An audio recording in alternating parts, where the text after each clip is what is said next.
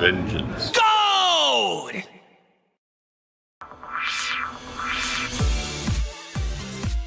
Hello, everybody. Welcome to another Vengeance God stream. My name is Mikey Fatum, also known as Ambassador Cal, also known as Vengeance God.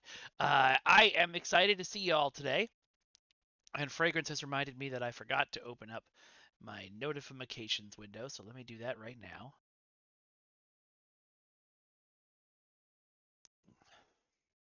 How is everybody doing today? How was everybody's weekend? I was in Las Vegas once again working with the Four Empires, which is a really fun little like LARP kind of deal. I have a couple of conventions around the country. So that was a lot of fun. But I was sad that I had to spend all day driving instead of streaming with y'all yesterday. So we are going to do some STO today. However, we're not just going to do STO today. Some of you may have seen this in the post on social media I just made, but there is a historic thing going on in America, which I know is not everybody's country, but is mine at least, where Senator Cory Booker is currently in hour 20 of talking on the Senate floor.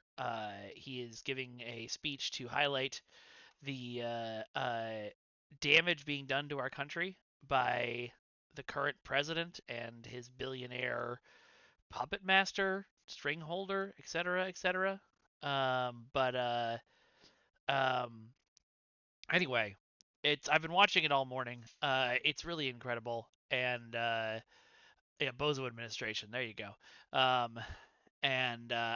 think streaming for 2 hours without putting a highlight on that would be a mistake. So what we're gonna do is we are gonna play our usual STO stream. I'm going to be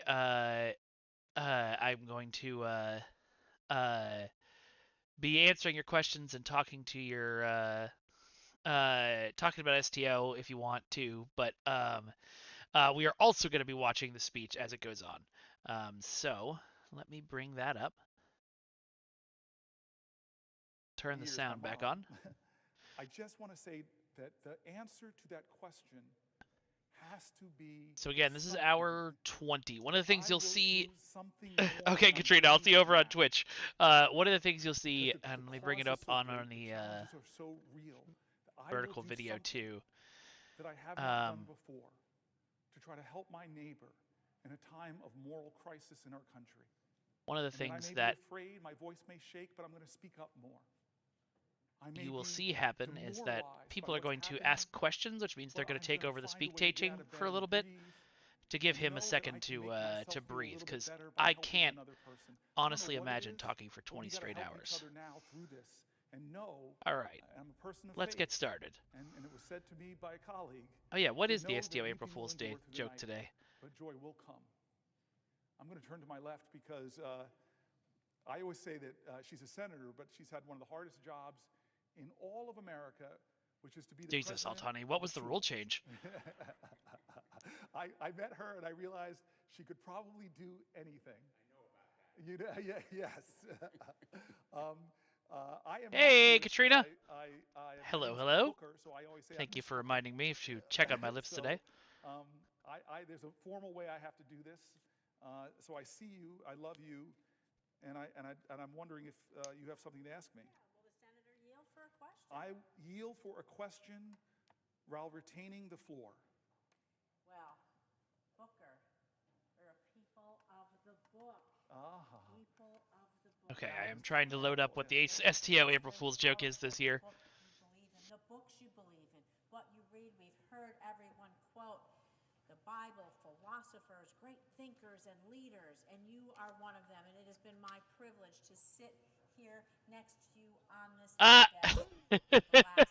Did they finally do the helmet? The best seat in the Senate. Oh my god, they actually made a video of it too? Yes. My constituents. Yes. So I have your precious mother in our hands. That's incredible. I'm so glad someone finally did that helmet as the April Fool's joke. Gallery that my mom's watching. Well, from Las Vegas. Yes, and we appreciate what a good mother she was and how she raised you to be strong and to be smart and to be kind. And boy, oh boy, did she give you some damn stamina. I'll just tell you that, sir. We are in awe. But my question is, thank you, Mr. Booker. Thank you for what you're doing. Thank I'm you. going to try and talk for less using so that we your listen voice to this stand more, up but against Trump's administration's if you have questions or reckless comments, I will still comment policies. and respond and stuff. Yeah, lots to talk about here. So I'm going to bring it back to Nevada. Yes. Because we got a lot of families in my state, and just like you, those letters, they're overwhelming, and they bring me to tears. The stops in the grocery store, and the airport, and the Got some kind of shopping mall, notification. the gas station, over and over again. Oh, thank you very People much for are subscribing, worried. Katrina. I People are appreciate worried, it. and they want us That's to- awesome. And they're wondering about this. People have talked to me about... Senator... Oops, thank you. People have talked to me about how high costs at the grocery I'm still store whooped in this. are squeezing their budgets. They're concerned that the Trump tariffs, All right, after Well, Cure found, I'll switch ships. what are they going to do? Prices ain't going down. They are going to make prices go up instead of going down. President Trump declared tomorrow is Liberation Day. I said it was very funny, Trexpert. Liberation Day. That's pretty much all I This one said. plans to impose the latest round of across-the-board tariffs for goods on several nations. It was something we wanted to Tariffs do that for amount years. to a I'm glad they national finally got sales around to tax doing on it. every single person that goes to a grocery store. In Nevada, in New Jersey, I see my esteemed colleague, Senator Duckworth, in Illinois, and every state in this nation. Tariffs that amount to a national sales tax. Now, Nevada's economy relies heavily on tourism. I don't have to tell anyone that. And these tariffs don't target tourism specifically, but make Yeah, I guess that's no an example mistake. of They will have a profound impact an on a evil city idea like being Las used for Vegas, good. That's right. the We built this as a entertainment cannon ship. I capital remember now. of the world. Because when prices go up across Oh my god. I can't believe I'm getting YouTube ads during this. I feel like you could just disable YouTube the ads. table budgets, they are squeezed. But It means the number of visitors coming to Las Vegas, the visitors that fuel our economy, go down. It means the price that every single person, every single hotel, every single service we have goes up because of those tariffs. And so it's going to have a devastating impact on Nevada, on our local economy, on our small businesses. This is 99% of businesses in Nevada are this is the small Associated Press businesses. feed. Small So businesses. It's I gonna don't know have if C-SPAN has a devastating impact website. on them and the good paying jobs it supports. So we see the impact. International travel down in the United States. Down. Well, that's a whole nother discussion. Someone will be asking. Oh yeah, that they do. question All right, too. let's It's go to that so we driving don't get down our ads. visitor numbers. It hurts our economy in Nevada.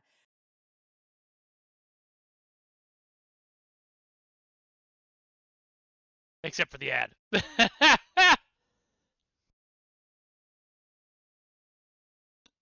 Visitor numbers in Canada, they're already down by 70% compared to last year. Canada, How's that looking our great on? neighbor, partner, and ally to the north, down 70%. And the most troubling There we go. All right. is a recent report Nels, estimating so up to people in chat could probably 14,000 explain it jobs, quicker than I can, hospitality but jobs, basically, could be at risk a Democratic of senator decreased named Cory international Booker travel is doing as a a result of these speech on the Senate floor right now to protest misguided what the stupid tariffs. administration in the charge of the U.S. is And doing, and he's been going for almost I just 20 wanna hours. tell So you we that are I'm watching the speech in looking support at of all him. my colleagues, and I'm Right now, looking one at of his you, and you colleagues have is given us asking the a question which inspiration isn't really a question. to The stand here, questions to use are our voice, to give use Cory a our break. power to show that we are not without a say in this country. We are not without a say, and we cannot go quietly ever without that fight. So, Senator Booker, I want to ask you what you think these tariffs are going to do. Well, not to just the place where your mom lives in Las Vegas, but where families live all across this country. And every price at the market, every price at the gas station, the Well, that's mall, all done. wherever you go. All right, let me switch my ship back. Wherever you go, and where people depend, like my Yeah, dad Major is a Rev, and major apparently I livelihood for just learned tourism. from Trexpert the old And record so, holder I'm is a over huge here. racist, so What let's beat that. Senator Blumenthal said, Senator Booker, what can we do? That's the question we're asked. What can we do? I want to answer your question, but first I want to just say what you already know. You represent my mom. You represent one of her best friends, Lou. You represent my Aunt Shirley. You represent my Uncle Butch. You represent my Aunt Marilyn. You represent so much of my family. This is the place where my father died. That's beautiful. When Harry Reid came to his bedside when he was sick and I was still running for this office and showed me the extraordinary kindness of senators from Nevada. That tradition has continued. I I'm so grateful for you. My family's grateful for you. Ugh.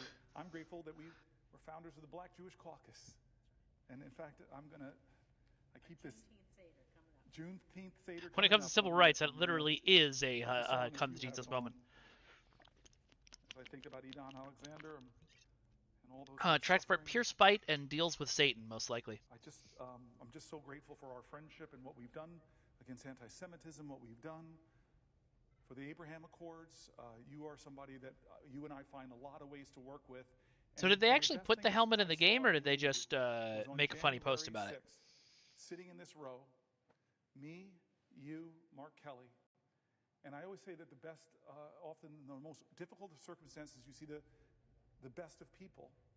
And I don't know if you Hey, remember what this, the but hell? staffers Welcome, started welcome. Coming rushed in, and usually you have to have special identification. And then some of them Good, stood behind us, Jairus. and they were crying, and they were upset, and they were frightened. And I just watched you go from senator to mother, and I watched you comforting people in their times of fear when they thought they were going to be killed, literally. And you were this voice of comfort, voice of calm. I saw you in one of our worst countries, worst crisis. I saw your light. I saw your love. I saw the Jewish mom, and I benefited from that. I just feel that Trump mocks us. What does his Liberation Day mean to the people that are shackled to debt? From medical debt, that are shackled with student debt, that can't afford the rising cost of groceries. What's his liberation mean? Additional data is available. To people who are chained by fear right now, waiting with bated breath to see if the Medicaid programs they rely on are going to be cut. What does his liberation mean? To people who are literally in jails right now because they were disappeared from our streets. What does his liberation mean to people who can't afford homes? I hope you mean seat in because of hell, his Trexpert. tariffs, who dreamed of a new car, but that's going to go up as well. I don't know what he means by liberation. I honestly don't. I wish he'd explain it to the American people. Who's liberated in this financial times? Who's liberated? I don't think the law firms feel liberated, that we're so threatened by you that they felt the only way they could get from under the threat of you is to come to you and beg them and offer them and say we'll do this and say we'll give you millions of dollars of pro bono worth. I don't think they feel liberated. What about the people that are banned from the press corps because that's too bad. Call it the Gulf of America?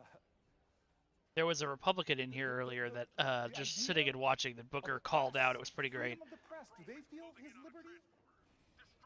What does his liberty mean? What does Donald Trump's Liberty Day tomorrow mean? In a nation where I read letter after letter of people that feel like their liberty is gone, that they're losing sleep at night worried about Social Security. What does liberty mean to the veteran that was laid off? He's raising tariffs across the board, Karas, to countries like Canada, which is going to just make everything more expensive for people in the U.S. It doesn't do anything. Fighting for our causes. What does his liberty mean to them? I don't understand Donald Trump. I really don't. There are going to be PhD students writing about him for generations. He'll love that in heaven. He'll look down and say, I'm so happy people are talking about me. But I will tell you this. I love great presidents. I love that Lincoln said, with malice towards none, with charity towards all. But I hear Donald Trump say, with malice towards everybody that does not tell me how great I am. And charity. Yeah, the tariffs are so bad that China, Japan, and South Korea have formed an alliance to figure out how they're going to handle it, which is not people you normally hear getting along. I love FDR. You have nothing to fear but fear itself. But the letter after letter, the word fear, the word terror, I was reading from voices from my state and across the country. Yeah, and those failed both times, Altani. Donald Trump is saying, be afraid of me, the big man with the power. Be afraid, be afraid, be afraid. There was another president that said, Mr. Gorbachev, tear down this wall. And yet Ukrainian Americans are watching their president go, not Mr. Gorbachev tear down the wall, they're saying, hey, Mr. Putin, come in and take the Donbass. I'm going to start the negotiations, not with Zelensky at the table. I'm going to call him a dictator. I'm going to start the negotiations from a position to giving Putin what he wants. Ukrainian sovereign land, and that's where we'll start the negotiation. And I love John F. Kennedy quoting a poet saying, ask not what your country can do for you. Ask what you can do for your country. What is Donald Trump?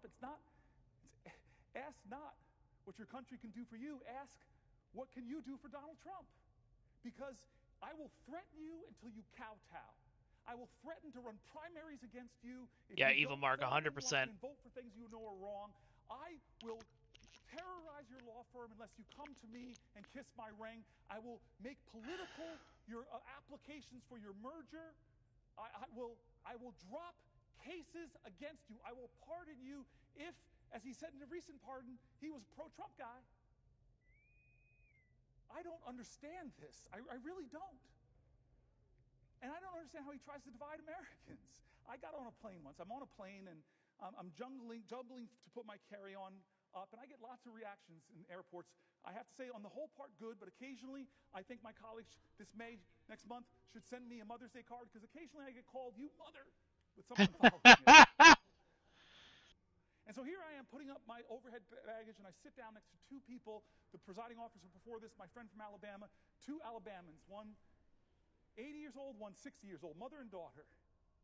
And they see people paying attention to me. They said, who are you? Are you a professional athlete? And as a middle-aged, overweight black guy, my ego wasn't insulted. I wanted to say, well, I could be, but I chose to serve the people.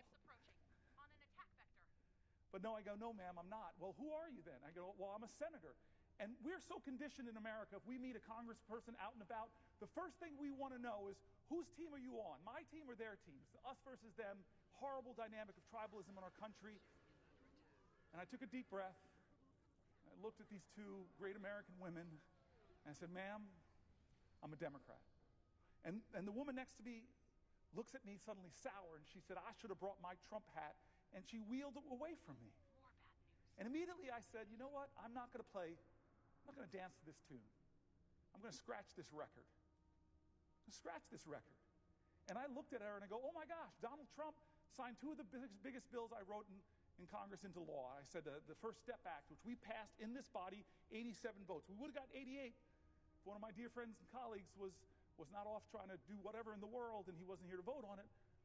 And I talked about opportunity zones, working with Tim Scott to get billions of dollars invested into some of our country's poorest rural and urban areas. Now, they were confused. Yeah, that's pretty much it, Trexpert. They don't really have a plan other than get money and break things. By the end of that flight, I was talking to them like fellow Americans, and we found so many points of connection, so much common humanity, and so much common cause. These outrage machines, TV, and these devices, I want to say to America, their financial interest is to keep your eyes on the screen as much as possibly can. And you know what? Sells division, divide, moral indignation. I will tell you this. I have this great friend, part of the Bald Club, named Van Jones. He told me this story that he was on. It's amazing that he still sounds as good as he does and after Van 20 Jones, freaking hours. Got on with Newt Gingrich. Van Jones, a green activist, a guy I met in law school, extraordinary man, speaks like a poet to me, and he worked in the Obama White House. And then Newt Gingrich, very known Republican. The two of them sit down, but Brene Brown writes something extraordinary. She writes, it's hard to hate up close, so pull Karas, in. yeah, I think that is So with the they get music on in the this show background. called Crossfire, and they find out, with all the differences they have, they also have commonalities, things they agree on, and they actually kind of like each other. So they go to the producers and they say, hey, could you let us do the final segment called Ceasefire? Can you let us do the final segment called Ceasefire? And the producers say, yeah, go ahead. Go ahead. And so they do this last segment talking about the areas they agree, but the producers run in after a few shows and stop them. Can't do it. Why? Ratings are going down. Jesus. There are a lot of legitimate differences in places I'm going to stand my ground and fight for people's health care, for people's Social Security. I'm going to fight. But I'm never going to get into a position where anybody in this country can make me hate another Nels American. Hope, there have been bits where people have come in and asked questions. I'm assuming that's to allow him to eat, drink water, shove some food in his mouth, and probably occasionally run to the bathroom. Put more indivisible into this one nation under God. That's the challenge. The questions are more like short speeches. I think they have a time limit on how long the question can be. Most Americans are for that. Oh, gosh. I've been waiting for you, for crying out loud. Why did you interrupt me earlier? You were on a roll. Oh, you come were on a on. roll. And Come on, Senator. Will you yield for a question? I yield for a question while retaining the floor. I don't know what kind of food you eat on that vegan diet of yours. Yeah. But I need to figure out more of that vegan diet.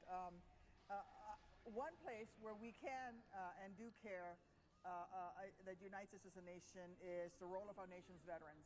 Yeah, Nels, The I hope he gets to heroes sleep who for a have week. sacrificed for us. Although I was this on my feet president, I guess he doesn't talking hold for, veterans in like, the same esteem. I don't know, Someone who has 6 bled for this hours nation, on I guess I Saturday and joined the Sunday ranks and of the almost suckers died. and losers who have bled and I died, can't imagine doing this. for this nation in the president's estimation.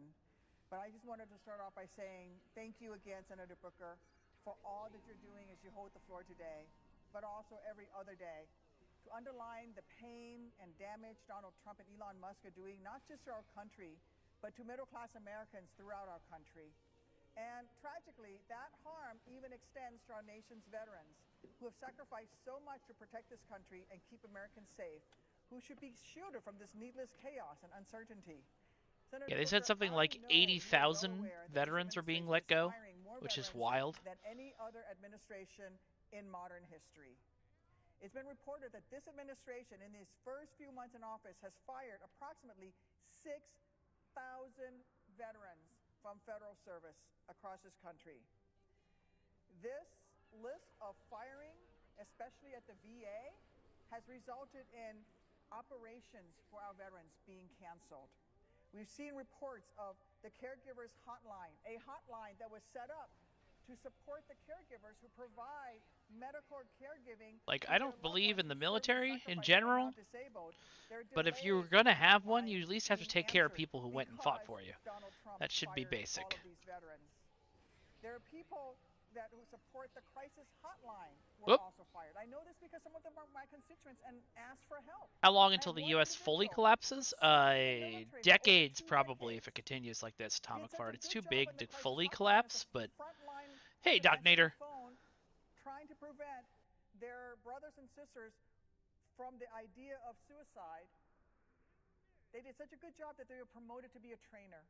They were promoted to be a supervisor, which then made them probationary, and they were fired.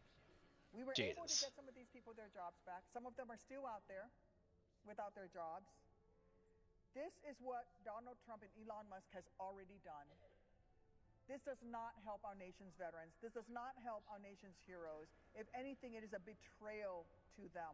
It's a betrayal, a cruel betrayal to the men and women who bravely I mean, answered what'll the likely call to happen, serve our country in as far as uniform. I can tell, A call that is this that president dodged 5 different times when he it had the won't be opportunity to serve. Now, men and it women won't in be a uniform came collapse. It'll home be just from serving. pretty much the Many Empire of from them Star chose to Wars. continue their service The to our country country as continuing but federal being employees. irrecognizable, How unrecognizable. are Elon and Trump thanking these brave, selfless Americans? They're doing it by showing them the door and leaving them wondering how they'll be able to afford next week's groceries or next month's rent, forcing them to look for a new job. I'm gonna take your advice, The Rachel. Since senators I'm from New Jersey tactical, I and will are upgrade all both the working satellites. together to help our heroes get their jobs back, which is why I've introduced the Protect Veterans Jobs Act to reinstate all veterans who were wrongly fired from their federal jobs by Trump and Musk. It is a critical bill to help those who've already been fired, but according to recent reports, Trump and Musk are just getting started. From everything that we've seen, they are planning on firing another Alcoholic Fish Monster. I'm not sure I get that. VA employees. Let me know what Almost you a third meant. of whom are veterans themselves. So that's going to be another 25 veterans on the chopping block on top of the 6,000 who've already been fired. It is a complete Those of you who are joining us late, Cory Booker, Musk. who's a senator in the U.S., is doing a harm speech veterans on the Senate floor that as Trump long as is he not can. firing. Basically, he said he's going to go until he Because it's physically going to force them collapses to wait longer to see in the healthcare protest providers. of the current It's gonna U.S. make them wait administration and all longer the to have their god-awful, disability terrible claims things they're doing. adjudicated. It is gonna So make them we are wait watching that to longer support have him. someone pick up their calls at the Veterans Crisis Line. It is going to make them wait even longer, and their loved ones wait even longer to have their burial and funeral expense reimbursements request processed, and so much more, all while the VA's backlog of unprocessed claims continues growing. I have another question for you, but first, for the senator from New Jersey, I was wondering if you could tell us if you have heard from your veterans who have been fired, if you have heard from your veterans who've seen their services delayed in New Jersey and around the country. Yes, yes, yes, yes, yes, yes. This is my veterans book. This is what I was reading from earlier, and everything you're saying is right, and it is such an insult. I read stories from our veterans. It's such an insult to the highest One thing quality that's of our been great country about the to speech, if stand you've been watching and it, serve is the as you Democrats did. have repeatedly said one of the reasons they're doing this is because they know they're not doing enough, and they've heard you that did. from all of their constituents. Injured veterans, disabled veterans. I read an article about thousands of disabled veterans that want to serve their country, love this nation so much that they want to serve in humble jobs doing noble things. And how do we treat them?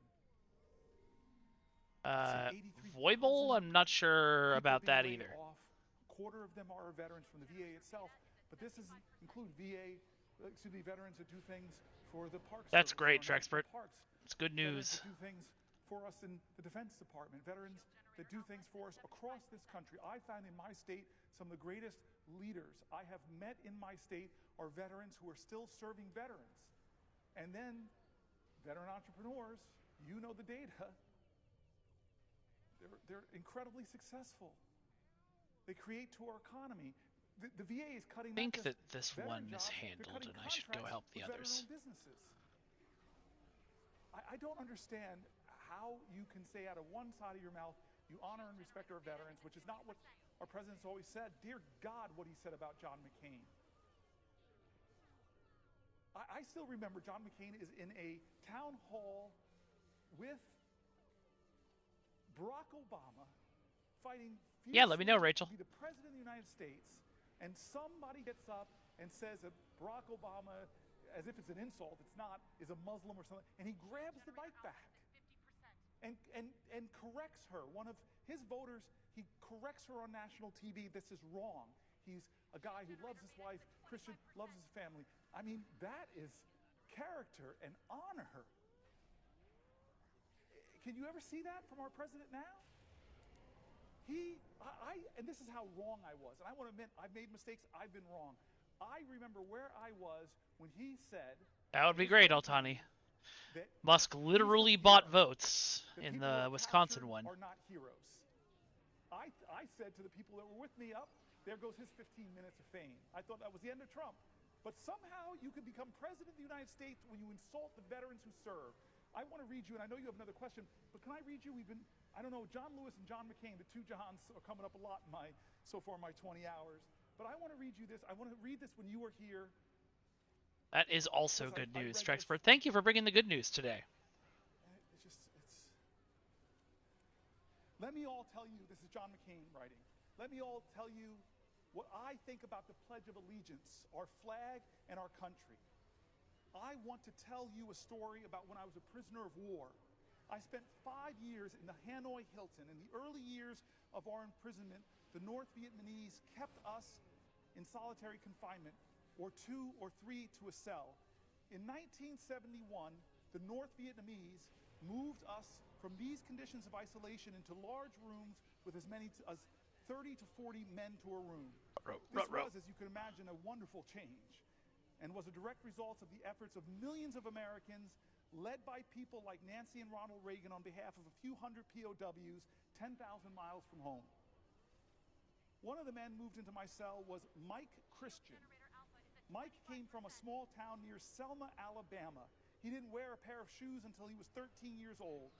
At 17, he enlisted in the U.S. Navy. He later earned a commission. He became a naval flying officer and was shot down and captured in 1967. Mike had a keen and deep appreciation for the opportunities this country and our military provide for people who want to work and want to succeed.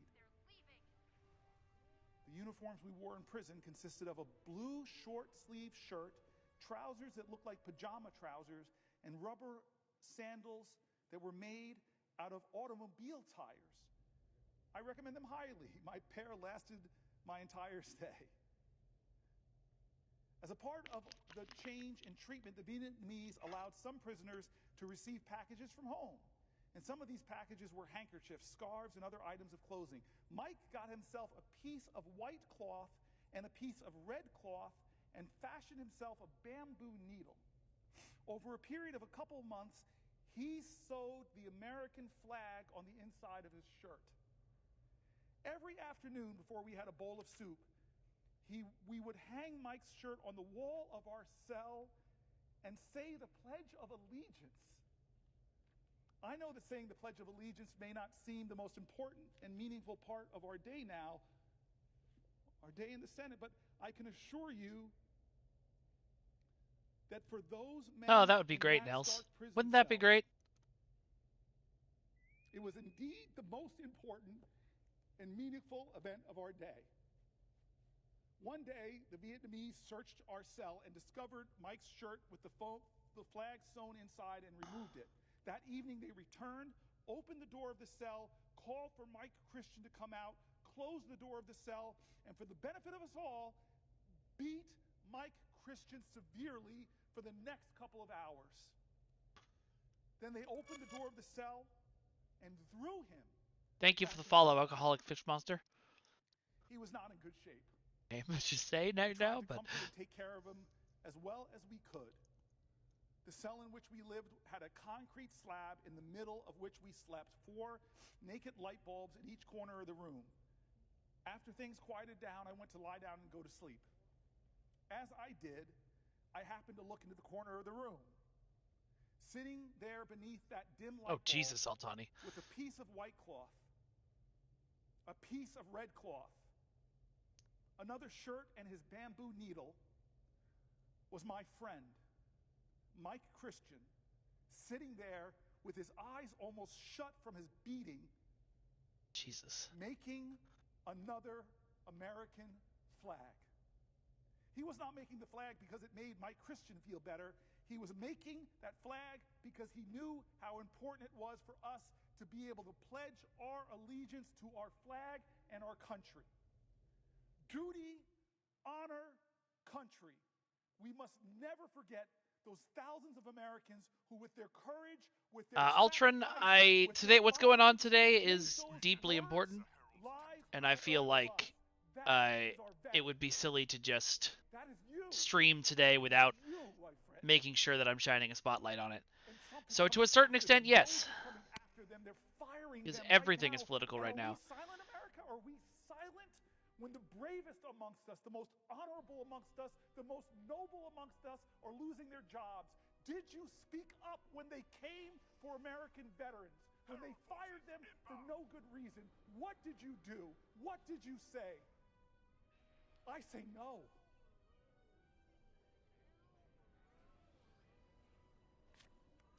I yield for a question while retaining the floor. Thank you for what you've said. John McCain was a true hero.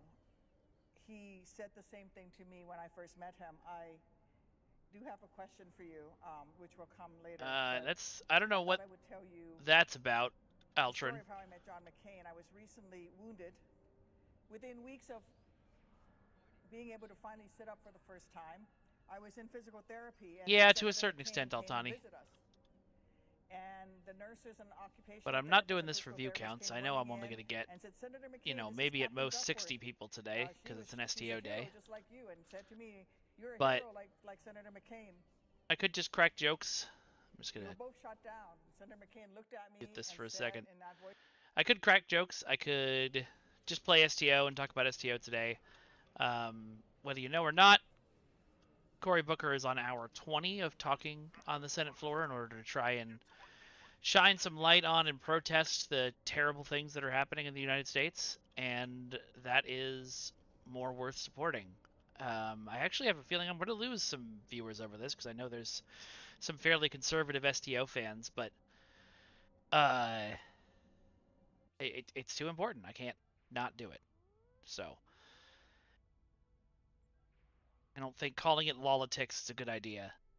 I think that we everything in life that people are calling political these days is not political. Or it is political. I don't know. I don't know how to actually say it, but it's too important. It's too important to fight for our trans brothers and sisters. It's too important to fight for people who are losing their jobs and their families and their homes. It's too important to fight for everyone who is suffering because one group of fascist idiots have somehow gained all of the power in our country, and no one is trying to stop them. So, yeah, I'm going to elevate anything that's trying to stop them. Ask for someone to serve. When this country asks, who Thank you, among Examir. will leave your family, leave your friends, leave your neighbors?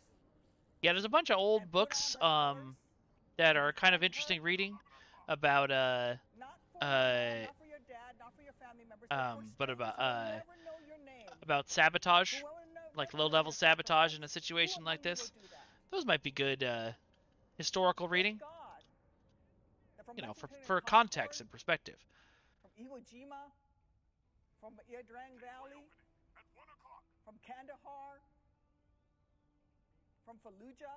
Well, I hope you can hear some of this anyway, Rachel. There were Americans who stood up and said, I will. I will defend this great nation. I will wear her colors with pride. And all we have to do as a nation is live up to one tiny little percentage of that sacrifice that they made. That is 100% true, Let them Trexpert, have the or benefits Theron, they- sorry. And yet Donald Trump and Elon Musk are cutting those benefits. The biggest predictor Yeah, those are good reading for actual historical context. is not post-traumatic stress disorder. It is not a health Dexter. condition. The biggest predictor of veterans' homelessness is lack of employment, not having a job. That Just fired begins the 8,000 spiral of them. downward for veterans that ends up with them becoming homeless.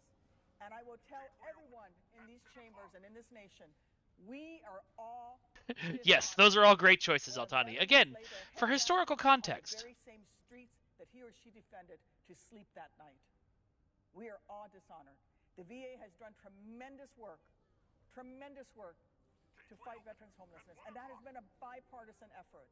And these cuts that are costing veterans their jobs are going to start some of those veterans, unfortunately, on that path to homelessness. These cuts are going to mean those veterans homelessness programs that will prevent our veterans from becoming unhoused, those programs will not be able to take care of all the veterans of the demand. I'm already seeing it. I spent this past weekend in Missouri at the Cochrane VA Medical Center hearing about Yeah, thought the crime is a good challenges start, they're Dexter. facing. They need to expand. They don't need to shrink. Yeah. God, what a thing they need to edit out of that episode, Theron. Or edit in a reaction shot from everyone else going, why did he say Elon Musk? What the fuck? Veterans benefits, because according to them, veterans aren't heroes. We are suckers and losers. Well, I beg to differ. I am sure that my colleague from New Jersey knows that firing 80,000 employees from the Department of Veterans Affairs wouldn't just cause longer delays for veterans. It will doom our VA's ability to process claims that the influx of claims under the PACT Act, a law that is helping ensure veterans who were exposed to toxins while serving can get the care that they have earned, with more than 1 million claims already approved in a short time since it's become law. I can't think of a single good reason to hurt so many veterans, and I'll just ask the senator from New Jersey, can you think of any reasons? I'm very to do moved. so? by your comments. I want to say, Rachel, I don't know if you're on the Discord. We already had the 2 games win that are going to be our future games. That is No Man's Sky and City of They Heroes. should all get our honor and respect. Senator Blumenthal served, and he has a son, Navy SEAL. We should have a reverence for those people. It's a good idea, Disco. Didn't make it back. A lot of people didn't make it back, and a lot of people who came home. Evening, Jeb. We are watching Cory Booker's speech on the Senate floor while playing some STO. We should all be ashamed of that. Veterans that are committing suicide. We should all be ashamed of veteran homelessness. We have the capacity. We are a great enough nation to help them. We just choose not to. The ones that didn't come back, they watch over us. They look down upon this nation. I want to read you one more thing, because I was raised by parents who could not think they could. They really worried raising me in an affluent town in a beautiful home that I would not. Maybe. I'm not sure I'm going to play Detroit Become Human, Rachel. There's a lot of controversy around the developers of that game and how they treat their workers. My dad would say things to me like, "Boy, don't sit at this table and not realize that you drink deeply from wells of freedom and liberty that you did not dig. You eat from banquet tables of blessings prepared for you by your ancestors. You must metabolize those blessings, not so that you could pay your ancestors back, but that you could pay it forward." Yeah, hell yeah. When I got degrees from Stanford, Oxford, and Yale, said, "Boy, you got more degrees in the month of July, but you ain't hot." Life ain't about the degrees you get, it's about the service you give. And so McCormick and Reed, Tammy. Oh, God. I'm here because of people that died for this country, that stormed beaches in Normandy in this country. They were at Iwo Jima for this country. They liberated Nazi concentration camps. I would say that's probably not a corporate government then, Altani. In Thailand, fields full of Nice, American Jeb. soldiers who never made it home. Every time I see one of those, I get overcome with emotion. I can't think about, when I look at their ages, 18, 19, 20, 21. And so let me read this, and I'm going to compose myself, because you got me all emotional, Tammy. I thought you were my friend. This is a poem written by Billy Rose. You know it probably. It's called The Unknown Soldier. Yeah, that would make sense, And just Evil listen Mark. to the words and let them echo and see if we are living up to them, if our president lives up to them. The most powerful person in the world, or the richest man in the world. I know, Altani, I was making a joke.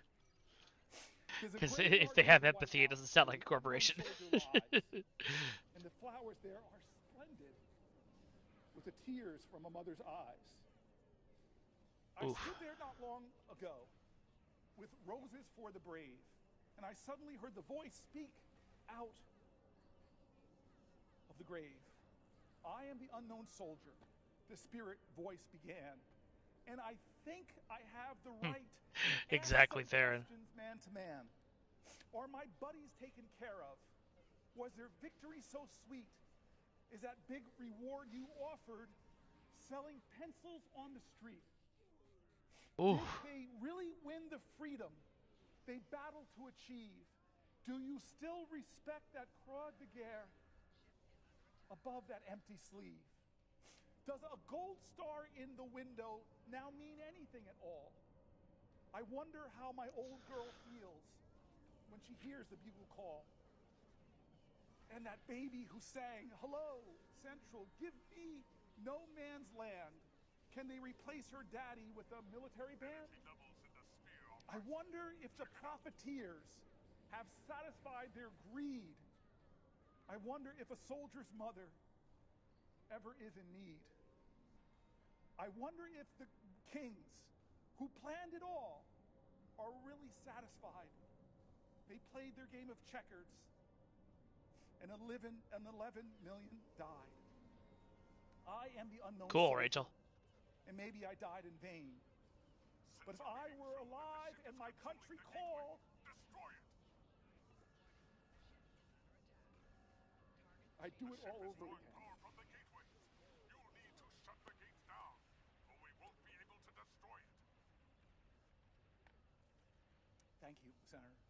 Every time I see you, I have such reverence and gratitude that I get to serve alongside of you. I didn't serve in the military alongside of you like those courageous soldiers, like those people who carried you at risk to themselves, people who saved your life, people that helped you in rehab, This will not cripple the Iconians. the people that empowered you to get back on your feet and run for one of the highest offices in the land, and then you serve here with distinction because you don't forget who helped you get here.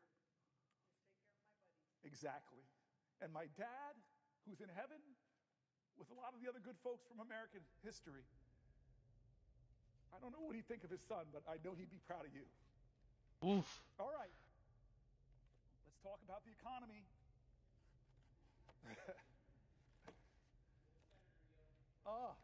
Christopher Coons. Will the senator yield for a question? I yield for a question while retaining the floor. Is the senator familiar with Rory Badger of Delaware? Is the senator familiar with my guest to the speech to a joint session of Congress delivered by President Trump just a few weeks ago? So every time I answer the question, we have to go through the same thing. I am slightly familiar, yes, because we talked about it, but I would be really happy if you asked me another question and filled in some gaps. If I might, I am 7 of 9. I simply want to ask my colleague. Then I yield for a question. If you want to ask me a question, I yield for a question while retaining the floor with the recognition that I have to do it because I'm standing between two Delawareans and I'm a little nervous. Jersey never wants to be between two Delawareans. Return for reassimilation. You must upload a virus to the disconnected Borg ships before To my colleague and friend from the great state of New Jersey, I simply am asking the question, are you familiar with a Marine from Seaford, Delaware? His name is Rory Badger. He is not a man of politics. He is not a partisan. And he only came to my attention when he called my office for assistance. Rory Badger volunteered to serve our nation, was deployed to Afghanistan, and is a decorated combat veteran of the United States Marine Corps. Working through the impact of his service, he's returned to the United States and was engaged by Fish and Wildlife in Delaware and doing great work to promote conservation. With a young wife and a young son, Marine Badger reached for what was his dream job, to work for the U.S. Department of Agriculture Rural Conservation Service. All Rory wanted to do, he conveyed to me in a letter and then in person when he came to visit here. All he wanted to do was to help farmers on the Delmarva Peninsula conserve their land, create wildlife habitat, protect the environment, and be in places both beautiful and still. All right, see you in a bit, As Fragrance. you, my friend and colleague, have documented in long discussion and debate in the last hour, he is one of thousands of veterans who woke to receive In this TFO sheep? just and unwarranted termination email that said it was for cause without citing any cause, and that threw him into the chaos and hurt of having been summarily fired by the American government. He's ultimately been rehired, thankfully, but that period of chaos and of loss made him question our nation and its commitment to our veterans.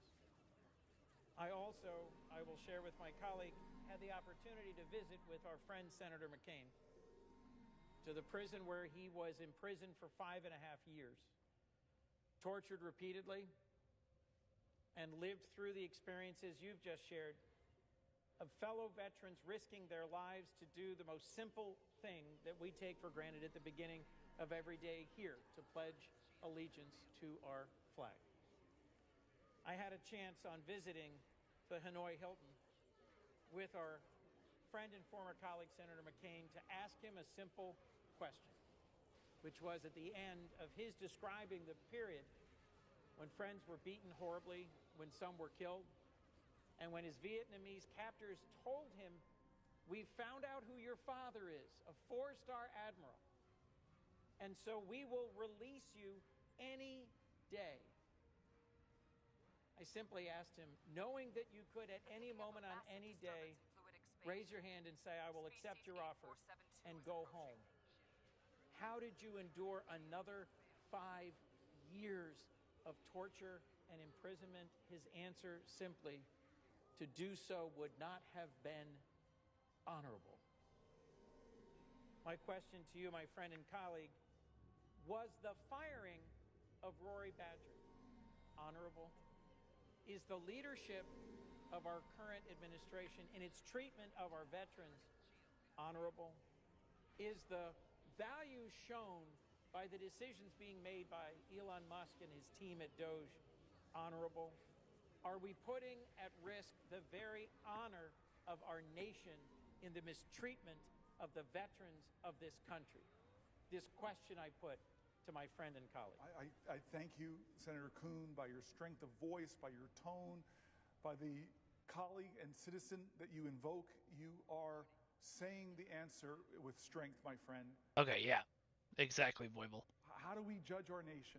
What measure do we judge America? Is it by how tall our buildings are? Well, those are great marvels. Stop them. But other countries have taller buildings. God, maybe Ezra Klein has got me so focused now on making our nation do bold and build great things, but does the speed of our rail, as an Amtrak guy, speak to the greatness of our nation? No, other nations have faster rail. Does the wealth of our people, we have more billionaires than any other country, does that speak to the greatness of our nation? No. I think the things that speak to the greatness of a nation is, how do we take care of each other? How do we take care of our elders who deserve our respect and our reverence and gratitude for building America, for sustaining America, for doing the hard jobs to raise families, to set the next generation on their way? I think we should be judged by how we treat our children. They are the only true hope we have of seeing tomorrows that we will never live through. I think we should be judged by how we treat the sick. Whether it's people with the disease of alcoholism or mental health or crippling cancers or chronic diseases, what do we do? I think we should be judged by how we nurture our families. God, we put American families under crazy stress. Affordable child care, paid family leave, other nations, our competitors have these things. I think we should judge the greatness of our nation by how we treat our veterans. These honorable men and women, some of them who gave their last measure, the last measure of their devotion, on fields across the world, from Thailand to Gettysburg. They gave their lives. And those who came home, the America they experienced will speak to the truth of who we are. And so I'm in this place like you're in this place. We've been friends for a long time. I'm blaming you a little bit because you're one of those people I called and said, hey, I'm thinking about running for governor. I'm thinking about running for senator. You told me to come here, man. I'm joking. I love you for it. I'm honored and blessed that New Jersey sent me here. I know that you and I are working to, and let's talk like we talk when we're not on the floor of the Senate. We both are deeply devoted Christians. Which shouldn't really be important, but apparently it is in I've been asking you to tell America. that story. I hope you'll tell it, but it's just about how your parents. James Baldwin said, children are never good at listening to their elders, but they never fail to imitate them. You are a great reflection of the stories of your parents who told me. And you and I grapple with this faith of ours, which demands the most radical love. Radical love. What does the Bible say about immigrants? I mean, come on. What does the Bible say about the poor? What does the Bible say about the hated? Oh, just that he was a Christian. The leper, the people who are looked down upon. What's the story of the prodigal son? What's Matthew 25 say about how we should live? Even as to the least of these, you did unto me. How many times does the Bible mention poverty? How many? I'm abiding by it. I will not yield to you. but I knew you would do it, and I don't. 2,000 times it mentions poverty. And does it say we should scorn the poor? Does it say we should ignore the poor? No, it calls us to love our neighbor. No exceptions to that. Turn this up a little bit. Will the senator yield for a question? Thank you, man. I've been waiting for that question. The prayers of the righteous availeth much. You are a righteous man. I have a lot of work to do. So I yield for a question while retaining the floor. I tried to instigate you, Chris. I tried to throw out Jesus bait. You have, sir. Good, thank God. I yield for a question about whatever you want to ask me for, but I'm retaining the floor. To my good friend and colleague, as we transition to comments about the economy, are you familiar with the very first time that Jesus stood in his home synagogue in Nazareth to preach? He read from the scroll a passage from, I believe, Isaiah 61, verse 1 to 2. This is recorded in Luke chapter 4, and it is a well-known passage, and I rely upon it to understand what was the ministry of Jesus centrally about. He says, "This is fulfilled in your hearing today. The Spirit of the Lord is upon me. He has anointed me to preach good news to the poor." I don't think it is possible to read the Gospels and to read the Torah and to understand righteousness without hearing over and over and over in the course of the Old and New Testaments a call to respect those at the margins of life, a call to be generous and open-hearted and kind to those who suffer and struggle, to be attentive to and present to those who are in prison, who are widows, who are orphans, to allow the gleaning of a field, which means to make sure that out of the abundance of our productivity on our farms, we make sure that we feed those who hunger here at home and abroad. You cannot miss the central message, which is, as you have said, kindness to those on the margins, attentiveness to those in need, good news to the poor. And so in this season of Lent, I ask my friend and colleague whether he's aware of our president's intention to impose significant tariffs sometime today or tomorrow that may raise the costs for working families in our nation, that may make harder the lives of those who struggle pay for their children's it's food, a good point they're and making, medicines and Atomic schooling, Farcade. that instead Even as a of Christian, meeting I'm his kind of like, promise to make America I don't know if we need to use the Bible to make this point, will but almost certainly I know make it is a language America that a lot of less people speak. affordable So for those who are exactly those to whom we are called to give attention, kindness, and service. I ask my colleague and my friend, are you aware of President Trump's so-called Liberation Day that will impose, in fact, thousands of dollars of additional costs on the working families of America who struggle so hard to make ends meet, in a direct violation of a call to care for those in need? Yes, I'm aware. I said earlier that he calls it Liberation Day, and I'm not sure what he means by that, because Americans will not, by this move, be liberated from high prices. They won't be liberated from watching their 401ks dwindle in value as the stock market goes down. They won't be liberated from the high cost of groceries. They won't be liberated by the high cost and hard availability of housing. He calls it Liberation Day, but Americans won't be liberated from crushing debt, from medical debt, from student loan debt, parents who are struggling to take care of their parents. That is exactly right, alcohol. And their children. You will be eliminated. Who rely on Medicaid. Because a parent has Alzheimer's, and a child has a disability, and they're trying to make it all work. But yet they're shackled in fear because they see that recommended to a House committee on Energy and Commerce was to find $880 billion of cuts to the programs that they are relying on as a lifeline to keep their family together.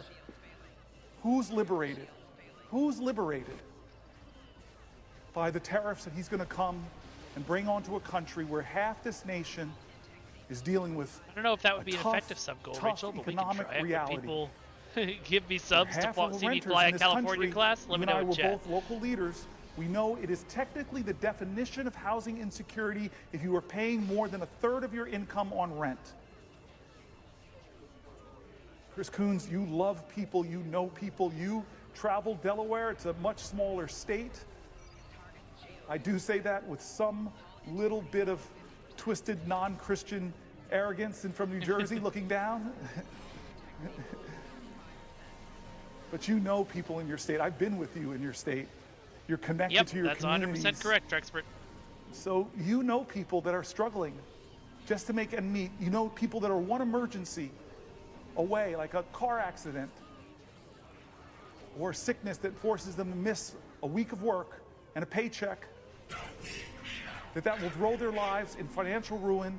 Is this president doing his promises to make their lives better? President Trump is calling his tariffs Liberation Day.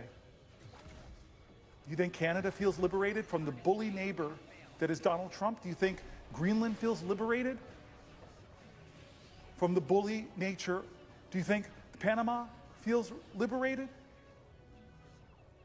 What about universities that are cutting NIH funding, that are cutting the scientific research that will cure the diseases in the future, that will alleviate suffering, that now aren't allowing postdocs to come to their school? They're not hiring, they're slashing the number of engineering students that they're allowing in. Because they're terrified 100% because this Katrina. president is menacing indirect costs. Is that liberation?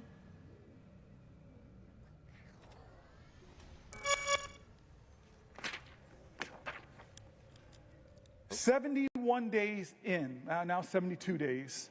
Thank you very much for the subscription, Broseph. I asked appreciate you, it. are you better off than you were 72 days ago economically? I asked that question. Ask it to your friends. Are they better off economically? Well, I don't see how they could be, because prices are up, stock market's down, the risk of recession is climbing, consumer confidence is in the gutter, 401k plans are losing value. Are you better off than you were 72 days ago under this president's leadership, on the verge of his so-called Liberation Day that's going to drive prices up even more? And he's doubling down on tax cuts for the rich. He wants an economy that works for him, his billionaire donors, his powerful special interests, and it's coming at the expense of working people who are struggling to get by, and a lot of the programs that they rely on, like for their health care, like for their Social Security.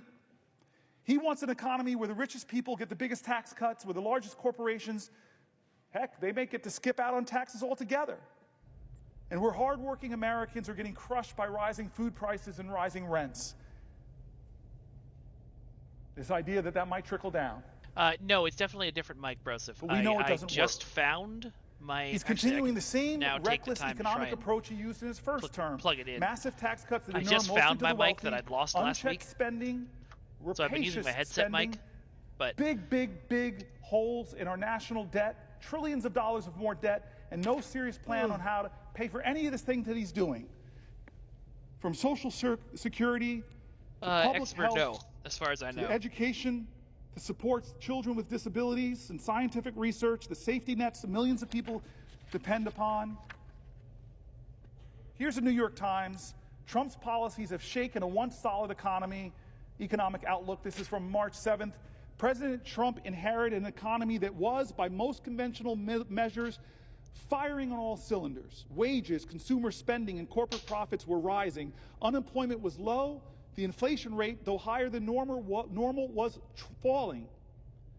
Just weeks into Mr. Trump's term, the outlook is gloomier. Measures of business and consumer confidence have plunged. The stock market has been on a roller coaster ride. Layoffs are picking up. And by the way, this was March 7th. We just finished March, the worst performing quarter in years in the stock market.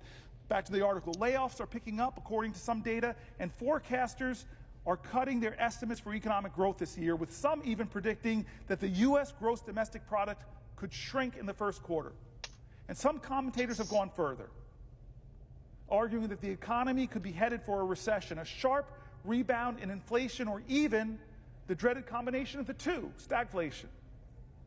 Most economists consider that unlikely, saying growth is more likely to slow than to give way to a decline.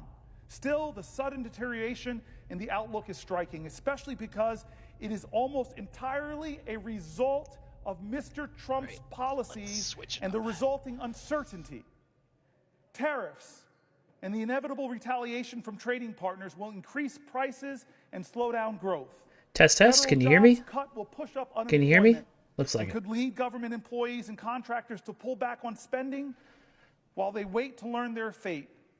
Deportations could drive up costs for industries like construction and hospitality and the agricultural sector that depend on immigrant labor. Oh, God, that's a In good quotes, point, Trexpert. If the economy was If you starting say out no, in quite then I good guess shape, I still know it it's a probably yes. is in less good shape after Yeah, what that's. we've I seen know the this last mic few sounds weeks, 1,000 said times Donald better. Rizzmiller, Thanks chief for reminding me on that, economist Broseph. at Stratgas, a research firm. Ooh, loud. The Okay. U.S. economy has repeatedly shown its resilience in recent years. Test. Better? And there are parts of Mr. Trump's agenda Let that could me know if foster that's good. growth. Business groups have responded enthusiastically to Republican plans to cut taxes and reduce Hey, regulation. Looney. Well, A streamlined we've got government could, in a theory, make senator, the overall Cory economy Booker, more who is on the productive. floor, So currently far, doing however, the Trump administration's approach to economic hour policy 20 has of been a speech characterized to more by protest the chaos, tariffs that are announced and actions then by the delayed, Trump government administration workers that who are in the fired and process of rehired. destroying our country. Been So careful rather planning. than just streaming STO Michael and Strain, an economist at the not and conservative hiding my head American Enterprise under a rock, Institute. I know I AEI decided well. that today we were all Said going to watch Trump's this speech policies together on trade and because it's really immigration important. and his slash and burn approach to federal job cuts would have a damaging effect. This is a conservative think tank. What President Trump has proposed will not cause Yeah, there's a recession lot to of people continue, tuning but it into will this, slow I'll tell you. economic growth. It will take money out of people's pockets. It will increase the unemployment rate. It will cost people jobs. It will make American businesses less competitive. That's AEI, folks. It is certainly possible for Mr. Trump's policies to come together in a way that causes a recession. His tariffs alone could shave a full percentage growth in One the would hope domestic so, products Altani. this year, according to some economic models. Enough to cut in Against, half Looney, 2% growth deeply, rate deeply that against. economists expected going into this year. Many economists contend that deporting millions of immigrants, as Mr. Trump promised to do on the campaign trail last year, could be even more harmful than tariffs, given the U.S. economy's need for workers, particularly in industries like construction and healthcare. And the administration's push to shrink the federal government, Sure, we don't an have effort broken led by ship Elon parts. Musk, could leave hundreds of thousands of federal workers and government contractors looking for jobs when hiring has slowed. That could set off a chain reaction. Workers God, I hope who not lose Atomic. jobs or worry they might would pull back on Looney, spending, he which is. would force businesses to He's. cut It's not. Yeah, it's not a costs, leading to filibuster. more It's a marathon layoffs speech, and but further reductions it's in to call spending. attention to everything that's going to happening Ordinarily, that would tomorrow prompt the when Federal Trump Reserve to cut interest does rates and shore up the economy, these huge but that tariffs could that be are going to make difficult if everything tariffs worse are for our also economy. pushing up prices, making policymakers nervous that cutting interest rates could spur inflation. But if he goes another couple hours, It's I don't know a how many death more, by 1,000 he paper will have cuts, said given Jay the longest Bryson, chief speech economist in U.S. for government Wells history. Fargo, certain not a great liberal organization, Wells Fargo. Hey, we're back. What a surprise. He says all things individually aren't enough to cause a recession, but if you layer them on top of one another, it might be. Most economists think such an outcome is relatively unlikely, however. Mr. Trump has repeatedly delayed full enforcement of his promised tariffs. For example, on Thursday, this article is from March 7th, he Yeah, suspended exactly, tariffs Broseph. on most imports from Mexico and Canada until April. What Yeah, month pretty are we much in? everybody, April. Looney. His deportation efforts have likewise gotten off to a slow start, and some of the cuts to the federal workforce have been tied up in court, as they should be. Such delays and reversals will help blunt the impact of Mr. Trump's policies and could make a recession less likely, at least in the short term, but the prolonged uncertainty could have its own costs, leading businesses to delay investment and hiring decisions. If we don't get clarity by the back half of this year, economic uncertainty can be like a deer in the headlights, said Nancy Lazar, chief global economist and at the investment bank Piper Sandler. things just stop. Business confidence is muted. Employment is muted. Yeah, a big and part of it is capital just spending holding put on everything up, hold. grinding the government Even to a if halt Mr. Trump's so that people policies have to don't pay cause attention. a recession, they could do The nice long-term thing is damage. there's been a good Lower job of, immigration will leave you know, the this country actually with a doing smaller what he labor wanted it to force do, which is as the lots and lots of people are watching. native-born population is aging. Trade barriers will be a relatively modest drag on growth while in place, a chronic condition rather than an acute one. It's less the economy is in a car wreck, and it's more like the economy has decided to start smoking a pack a day, said an economist at the Roosevelt Institute. In certain places and for certain groups, the consequences could be harder to ignore. Veterans, who make up a disproportionate share of federal workers, could be particularly hard hit by government layoffs. So could parts of the countries that depend heavily on federal jobs. Apparently, there are signs that home prices in the Washington metropolitan area are falling. Yes, Looney, It's going against. to be substantial for Hence certain why we're really communities. hoping Corey could beat his record. When you look at the aggregate, He stated that he It's gonna be plans to challenging. keep going until he physically collapses, which wildly he doesn't seem Will the anywhere close senator to. yield for a question? I talked or texted with this person who's asking me to yield the floor. I've been letting this power go to my head. I've never in the Senate had the ability to hold the floor and leave a person in a little bit of limbo. I just want to say that Tim Kaine is one of the friends, and honestly, he's like a pastor to me. He's one of the more honorable men I've met in my life, and struggles like me about faith and public service. I read your book. I really hope more people read your book. I didn't think it was going to be as beautiful as it was. I laughed. I wept. When you were attacked by spiders and things like that, I'm sorry I was laughing at your misfortune, sir. It's a book about you going through your whole state. Yeah, pretty much, Evil Mark. That's why it's probably not going to happen. Pretty By goddamn walking well. the Appalachian Trail, canoeing. Every story you told moved me. It's a great book. I've read a lot of my colleagues' books, but this one really touched me. You have this beautiful view of America, and I want people to read your book. I really want people to read your book. So if I should yield, I'll yield only if you'll tell people the name of your book and maybe tell something about it. This is extortion on the Senate floor. I'm going to hold on to the floor unless you agree to that. You can shake your head up and down if you agree. All right. Then, of course, to my dear friend and somebody that I probably wouldn't be standing here. We had some discussions about procedural opportunities and things like that. He had to make some concessions to me. I won't give details, but he's an honorable man. And in the crux before I came here, he really helped to clear the pathway for me to stand here now. I owe you a lot of my 12 years. Actually, I don't know what the definition You are of like a big civil war brother is. to me, and I yield for a question while retaining the floor. Well, thank you to my friend Senator Booker. I hope and so, all who Rachel. are That would be gathered great. To watch this very, very important vigil. And the question that I'm going to ask. All right, hold on. I'm going to grab some chocolate cookies and be right give you back. a chance to think What of do a I think of the response. legendary oath that they announced today? Yeah. Is a question that was You might have inspired by your gotten me, colloquy with Setiverse, Senator if I Cruz, hadn't where you guys already were been colloquy on that's the not website allowed. today It and was looked at a the question. reference joke. discussion where you were doing some Bible quoting back and forth. And as you know, I'm a big Bible reader. And the thing I thought about, and actually I've thought about it during your talk since last night, is this part of the Gospel of Matthew where he's challenging people that he thinks are hypocrites. And he says to them, you can discern the faces of the sky, but you can't discern the signs of the times. Wow. That's Matthew 16:2-3. You can discern the faces of the sky, but you cannot discern the signs of the times.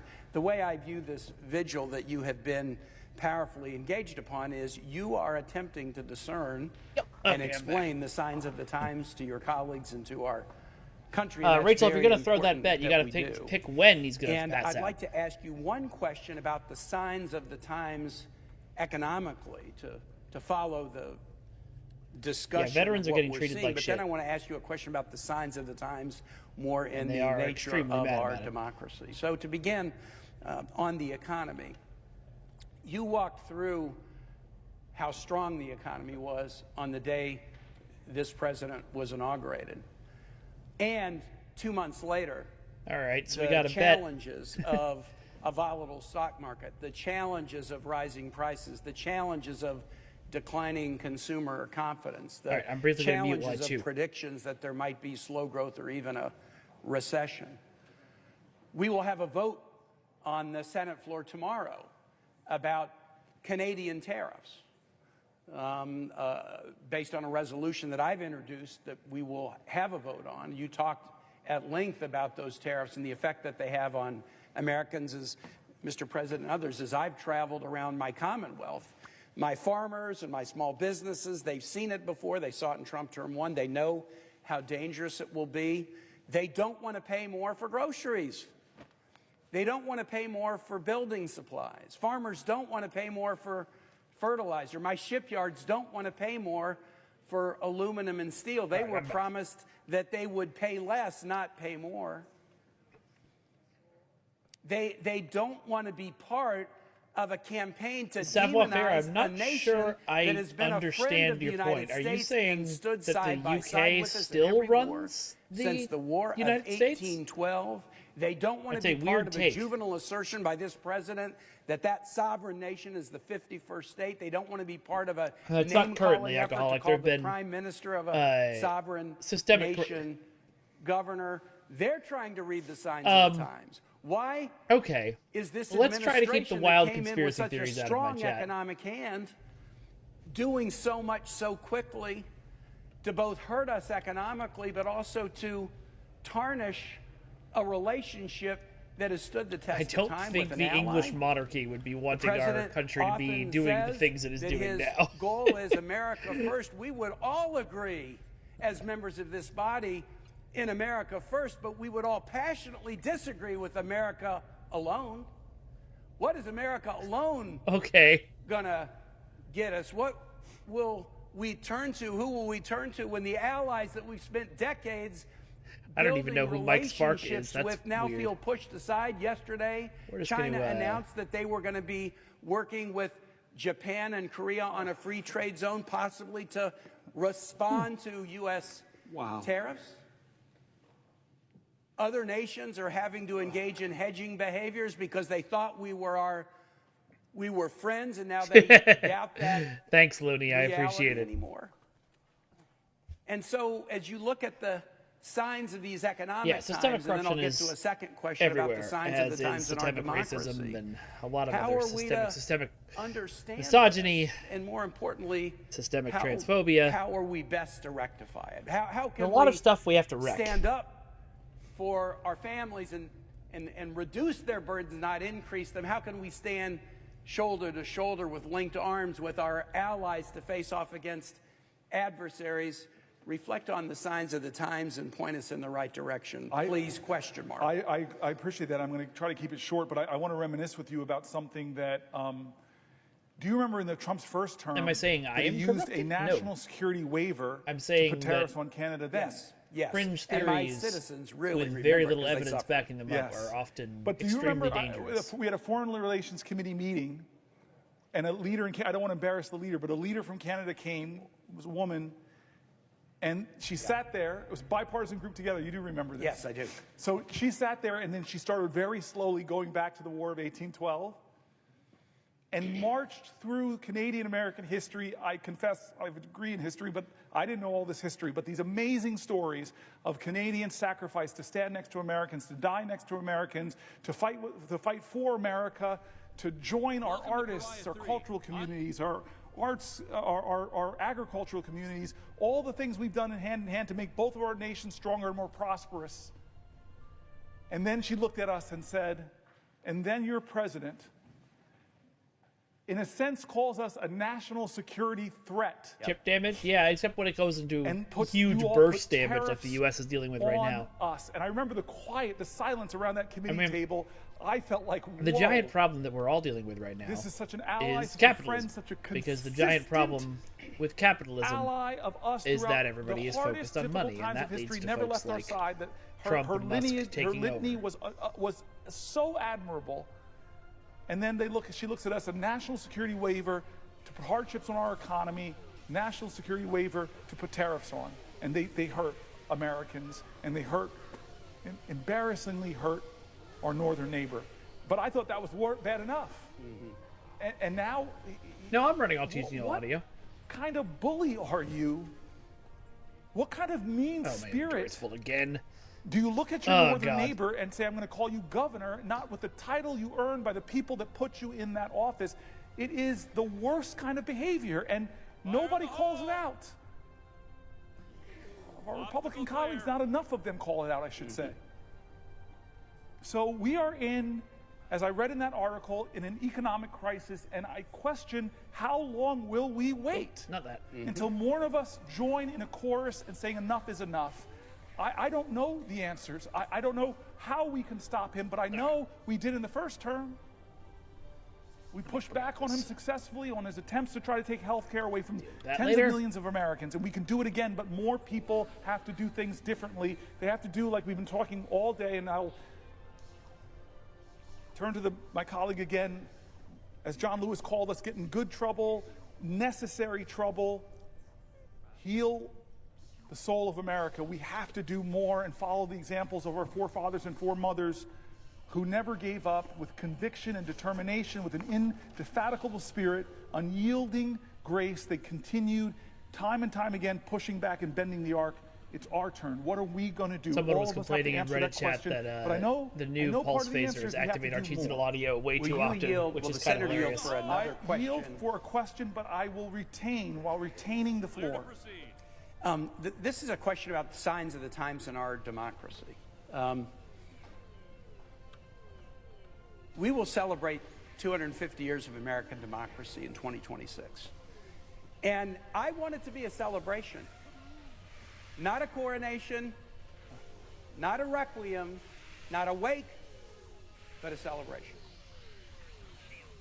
A week ago Sunday, 250 years ago, Patrick Henry stood on the floor of Henrico Parish, now known as St. John's Episcopal Church on Churchill in Richmond, at a moment of decision where people were challenged to understand the signs of the times, at a moment of tyranny.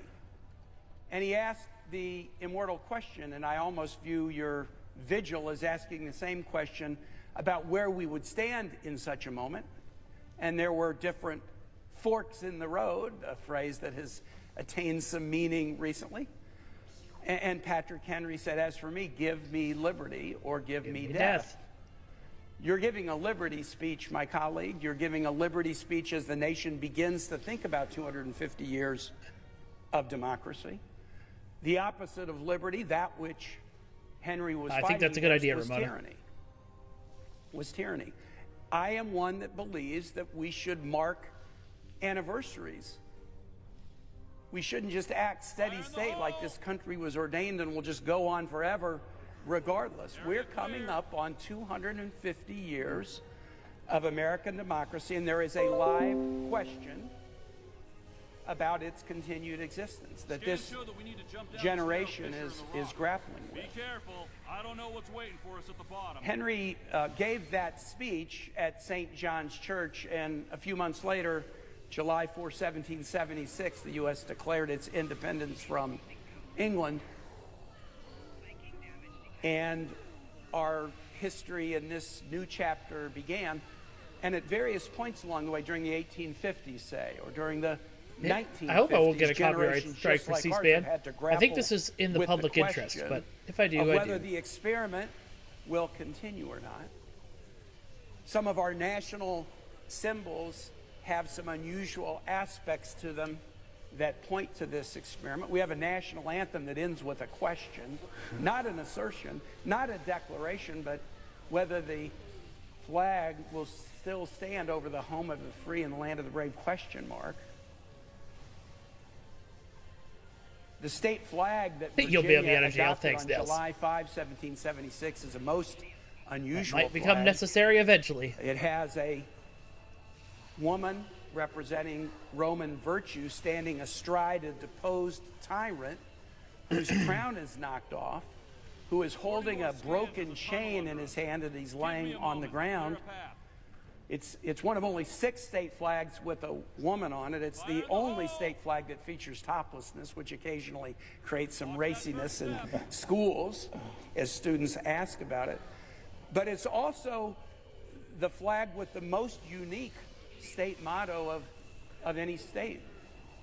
All states have mottos. 49 states' mottos are positive. Hope, Eureka, Excelsior, Onward and upward, ad astra per aspera. Michigan's has the most unusual positive motto. In Latin, if you seek a pleasant peninsula, look around you. I think I can get Well, I wasn't looking for a peninsula, but I'd rather it be pleasant than not. Virginia's is the only flag and the only state with a motto that's not positive. It's a rebuke. Sic semper tyrannis. Thus be it always, thus be it ever to tyrants. George Wythe, Thomas Jefferson's teacher, was in charge of designing the flag and chose that as the motto. Think about the verb tense, right? It's the only one that's a rebuke, and it has stayed on our state seal and state flag since July 5, 1776. Many state flags have been changed in the last 20 years. Utah's changed, Minnesota's changed, Mississippi's changed, Georgia's changed. Virginia has essentially not changed since 1776. Neither the figure of virtue standing astride a deposed monarch or the motto sic semper tyrannis. Again, the verb tense, semper, always, ever. It's not in the current tense, no tyrants are down with tyrants. It's in the future tense, thus be it Dexter, always is that your language? to tyrants, thus be it ever to tyrants. The Virginia flag that we pass by in Virginia every day without thinking about it, it's in every school we pass it by. It asks us two questions 250 years later. Do we retain the ability to recognize tyranny? Do we retain the virtue to defeat it? Can we recognize tyranny? Can we retain the virtue to defeat it? My friend, you are standing on the floor in the tradition of Patrick Henry 250 years later. You're raising a question about liberty and our fidelity to it.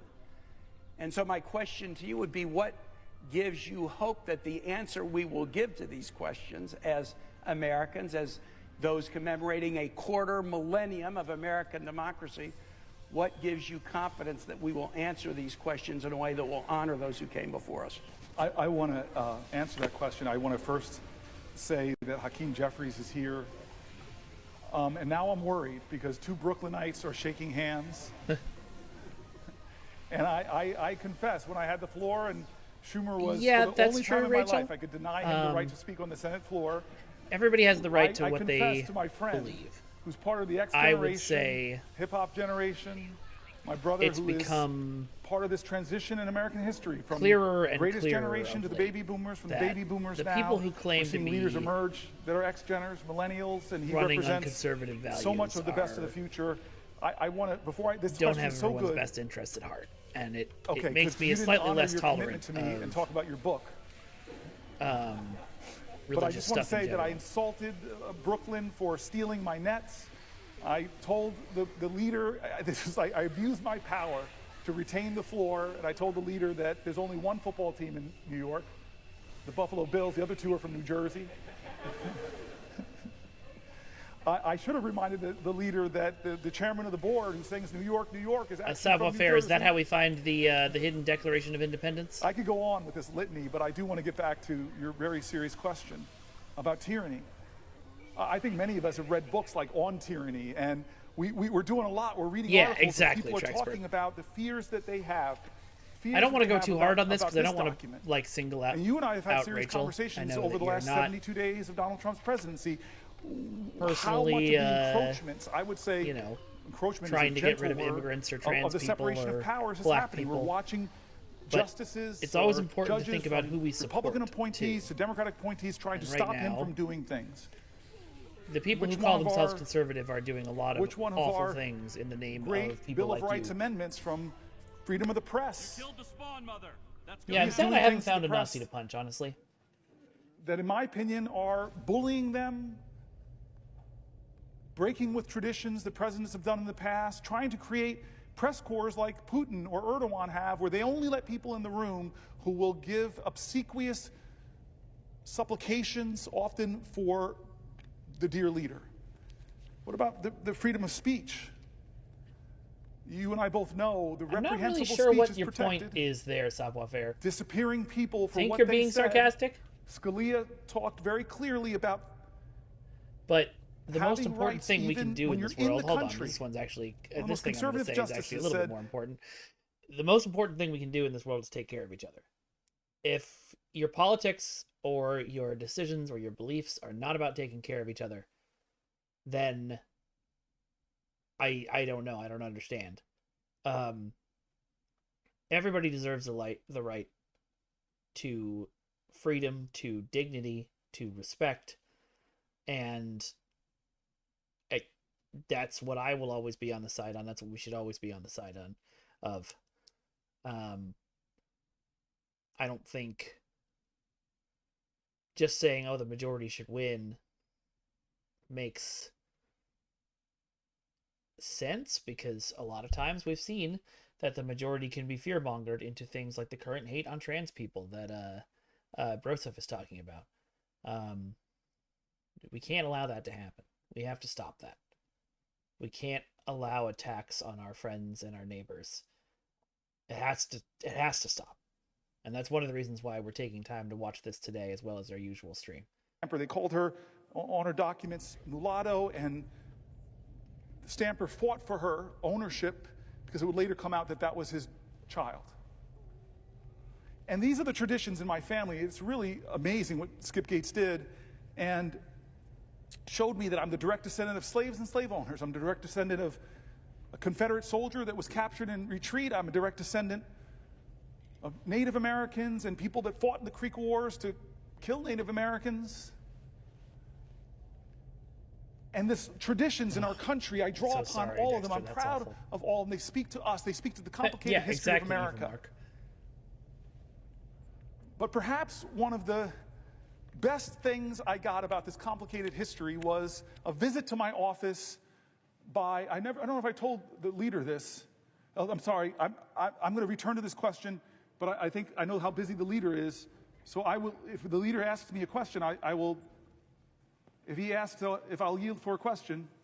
Yes, will the senator yield for a question? I yield for a question while retaining the floor. Now, before I ask my question, what a tour de force. You are amazing.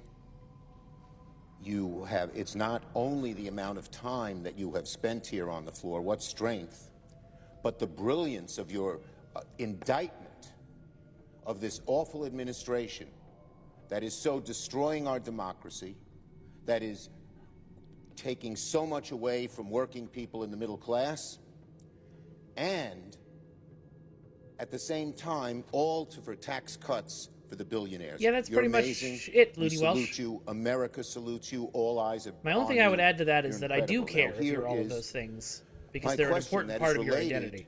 To what our Republican friends are trying to do, like I'm not going to treat things that you were so opposed. So are you aware, except for in ways that will that while you were here treat on you with the the floor respect you deserve today, Senate Republicans are declaring that using the current policy baseline is up to Lindsey Graham, not the parliamentarian. I believe that this is going nuclear, and it shows how hell-bent they are on giving tax breaks to the rich, even if it goes nuclear, even if it violates all the norms that they have had, even if it breaks all the promises they have made. Do you agree with me that this is just a move that is so against what the traditions of the Senate have been about, but not just the traditions of the Senate? They stare with their teeth is both accurate and a great name for a horror novel, Dexter. They're afraid to debate them. They're afraid to defend tax cuts for billionaires. They're afraid to admit they're taking away Medicaid from so many Americans. And so they come up with this nuclear option. No, totally, Looney. I knew what you meant. I just wanted to add my own clarifications to it. They don't care anymore about norms, about rules, and even about going nuclear, which the leader, the Republican leader, and all of them said, oh no, they're not going to do that. Well, now they say they're going to do it. What does the senator think? Does he agree with me that it's going nuclear? Does he agree with me that is a nasty, vicious, and self-seeking for the billionaires, which is what they're doing, way of proceeding. Chuck, not 100% right now, and you just hit me with stunning news that I can't even think about how to respond right now. I'm stunned by that. I wish, if you want to ask me a question, it has to be a question. I wish you would explain it a little bit more, because what you're basically saying to me is that we're not going to go through the parliamentarian, that this is a gimmick that is going to be done to try to break really with the Byrd rule requirements of reconciliation. I'm using Senate speak, and I don't think we should use that. So what they're going to try to say is obscure the impact of the reconciliation. They're going to obscure this, the incredible tax cuts, the cost of trillions of dollars to our economy, blowing up our debt. So-called fiscal hawks are going to blow it up. I'm stunned by this news. So if asking the senator, the great Senator Booker, a question. I yield for a question while retaining the floor. Does he agree that this is just a blow to the people of America, and it shows that the folks the people on the other side are only interested not in playing decent, not in playing fair, not in being honest with the American people, but taking money out of the pockets of working people and the middle class and putting it in the hands of billionaires? Is that something that this country at least he's trying to do something. Countenance Altani. Because it does so much harm to the country and does it not show what our colleagues are really like and what they're after? Yes, the answer to those questions is yes, but I just want to more say it's the further breaking of the Senate in a severe way. I mean, he's bandwagoning on breaking of the Senate. Something that Corey is doing, which is every time you break the Senate like that, to do another big nuclear option thing, the next time around, when the pendulum swings, I've been here for 12 years, I've watched it swing back and forth, there's no going back now. Would the senator yield for another question? I yield for a question while retaining the floor. Does the senator remember that when this was done in the past, McConnell said they would regret it, and they'll regret it sooner than they think? Does the senator agree that that applies to the Republicans? They will regret it, and they will regret it sooner than they think. I hate to answer the question this way, but America will regret this day. American people will regret this day. All of us will regret this. All of us will. I hate to bring the senator bad news, but I'm asking him a question. Yes. I needed his answer, given how eloquent he has been about what America should be and what America should not be. And so I yield the floor to the senator. You cannot yield the floor because I have the floor, sir. Yes. I retain the floor. This is one of the few times in my life I'll ever get to tell Chuck Schumer what the rules are here. But I just want to get back to you, and maybe there's a better way to get to you by sharing a story I don't think I've ever told you. It was a few years ago. Basically, if he yields the floor, Nels, if he just says "I yield," that means that his time on the floor is done, and that the speech that he's been giving this whole time will be officially over at that point. So he can say "I yield" for a question, but don't yield the floor, which means when the person is done asking the question, he will still have the floor and still be able to continue doing this marathon speech. That, I was with the leader, Hakeem, and I was with some other people in the Oval Office with the president, and the president had put his arm around me as we finished the meeting and said, "Hey, Corey." I'm like, "Yes, Mr. President. I got a big speech coming up." And I know, Mr. President. And he goes, "I'm going to go to Camp David and work on it." And I said, "Okay, Mr. President." He goes, "Can I call you more if I than need some 20 help?" hours, And I said, Lenny "Yes, Welsh. right, Mr. President. Sure." And that was it. The weekend, he didn't call me for help with his speech. And we came here and did that vote an hour before. And then I like walking out that door. And many people know this. I like going, if I can, I go straight out the next doors onto the steps. I love those steps. Maybe because I watched Schoolhouse Rock as a kid, and that's where Mr. Bill, I'm just a Bill. And so I pause sometimes there and just feel this sense of gratitude, and the Supreme Court right in front of me, the Library of Congress, and stand in the right place, see the gold dome behind you. And as I'm standing there in that moment, an hour before we have to hustle back here, my phone rings. I answer my phone, and it begins with what I think is one of the top stupidest questions in America. You've gotten this question. I think you would agree with me. You're not the kind of guy that uses words like, hey, this is stupid, but this is stupid. The thing I heard, the stupid question, this is the White House operator. Will you hold for the President of the United States? Who says no to that question? And as one does when they get a call from the President of the United States. And so I say, yeah, I will hold. I'm no, wait a minute, I'm washing my hair, you know? I say, yes, of course. The next thing you know, it's Joe Biden. And he goes, Corey. And I go, Mr. President. He goes, I'm struggling with my speech. And at that point, I know you weren't this kind of student in college, but all my guilt from my college days of waiting to the last minute to finish paper were gone. The President of the United States is waiting to the last minute to finish his speech. Heck, I feel good. And so he goes, Corey, can I read you a section of the speech? And he read me a section of the speech where I have a lot of policy that. Uh-oh. Oh no. What happened?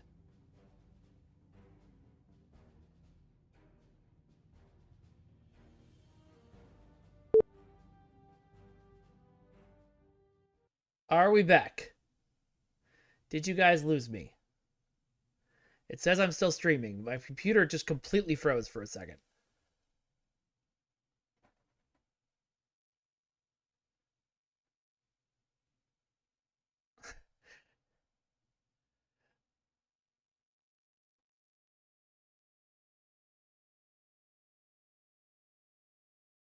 Okay, but are we back? Can you guys see me, or am I gone? It looks like I'm gone now.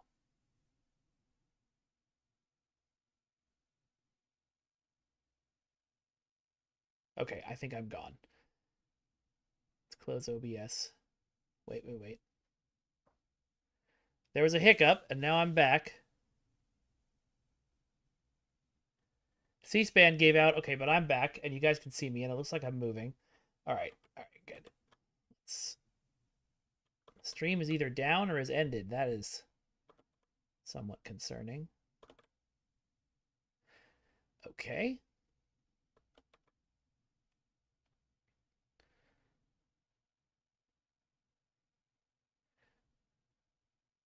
All right, I think that my browser has frozen.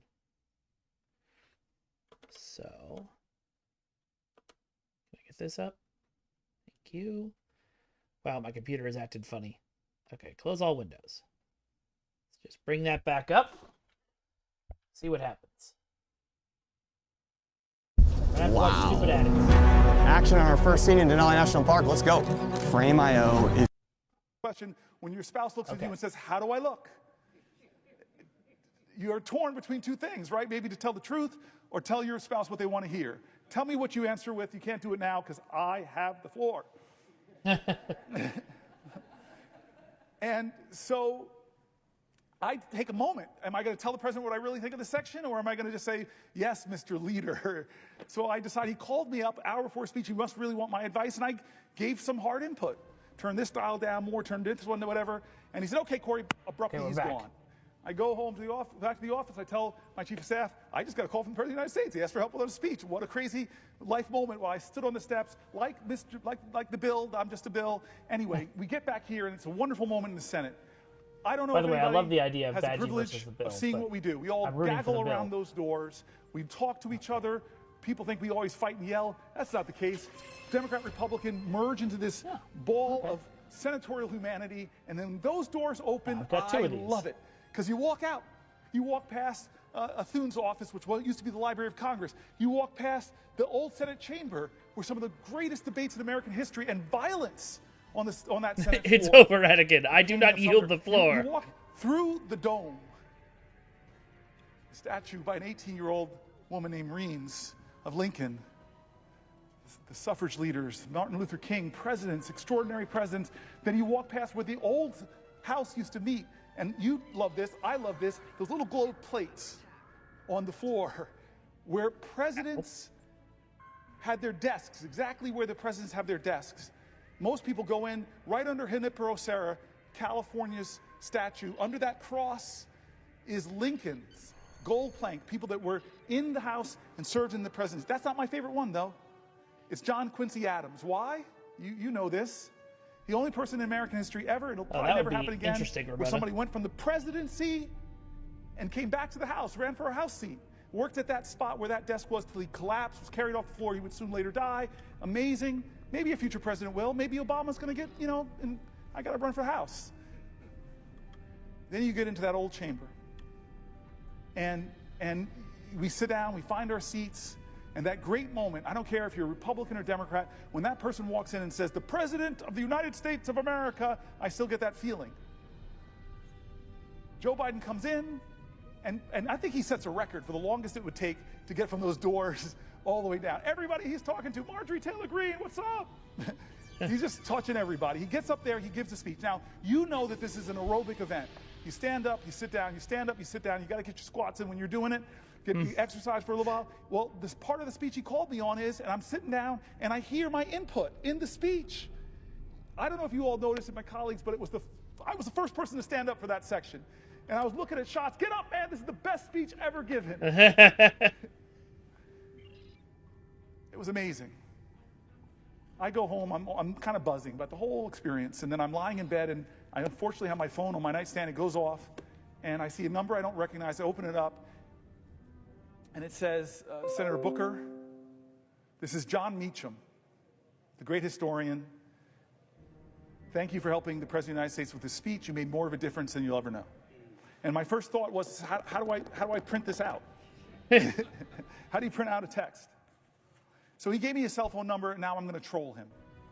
I'm going to keep calling him until this historian comes to my office, and finally he relents, and he comes. And now he steps into your domain, my brilliant friend of history. I express worry, fear, concern, demagoguery in our land, rising of tribalism. I dump on him. I'm normally a prisoner of hope. I'm normally a purveyor of finding your joy, even in the toughest of times. And he listens for a while, and then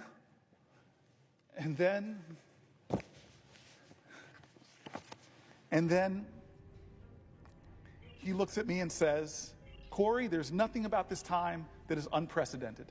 It's all precedented. You want to talk about demagoguery?" And he goes through every generation of Americans having extraordinary demagogues. I read Margaret Chase Smith's incredible speech on this floor against the demagogue and the demagoguery within our own party. He talks about the number one radio show in all of America. The majority of Americans listen to his anti-Semitic screeds. Father Coughlin. He went through them all. And he said, you want to think worry? He said that there was an American general in the Depression. He said his name, I'm forgetting it now. I'm not at my best. And said that this guy was calling for a military takeover of our democracy. You want to talk about authoritarianism? He talked about a senator here on the left, Huey Long, who was calling for the people to storm the Capitol. He went through this all, and he said every single time Nazis in Manhattan at Madison Square Garden. I couldn't believe it. It was unbelievable. I wish people were there listening to this guy as he went through all these times when America was at a crossroads, when we came upon a moral moment. And he said, what happened, how we chose the right path, when people were trashing this document or treading on it or undermining it, when demagogues rose to the highest points of popularity in our land, how did we stop it? Well, he looked at me with some sympathy and said, not you guys, not a senator. It was that the better majority of American people said enough. They chose to define the soul of our country. He gave that phraseology to our president. The equations. And he said the soul of America is not the people in office. It is the everyday citizens who choose the better angels of their nature, who choose right over wrong, who recognize a moral moment and know that they have to stand up and bend the arc of the moral universe, or more importantly, steer the ship of our state out of the troubled waters into the clear, open sea. I rose here, and I've gotten into lots of questions with my colleagues, but I rose hoping to read more and more stories, as many Americans as I could. Thank you very much for the raid, Atom. My Hold friend on, I'll pause this. Chris Murphy and I just for 1 second, just read to a lot. explain what's going on. We are playing some Star Trek Online, but we are also, as I've mentioned at the start of this stream, Senator Cory Booker is doing a marathon speech on the Senate floor. He's been going for more than 20 hours now to protest the god-awful current administration of the United States and all the terrible things that they're doing. And it's too important of a moment in history for us to not watch that at the same time as we're playing STO. So right now I'm solving some equations in Google while we're listening to him, and we will have it going. We'll have it going for the rest of the stream as well. Government that can never be fixed. As one of the speakers that came into our I have caucus, enjoyed the artisanal audio today. the people that wrote the book, How Democracies Die. Great nations, great civilizations, forget democracies, don't necessarily die from external threats. They die from internal corruption. Look, think of the Roman Empire. Think of the Soviet Empire, crumbled from its own corruption, failure to live up to its promises and ideals. We are at this moment. I am here to tell you, America, to tell my friends and colleagues and anybody who cares to listen to a senator from New Jersey that we are at that moment. We're past that moment. Every day things are happening. The 72 days of this administration, God, if there's not enough to upset you, to ignite you, to realize that maybe you and your family are not getting hurt, but other Americans are, our veterans are, our seniors are. We've told their stories here over these last 21 hours, 22 hours. We've told their stories. People are getting hurt. People are afraid. People are worried. And people I don't even agree with are getting disappeared. Law firms that I've known for my entire career,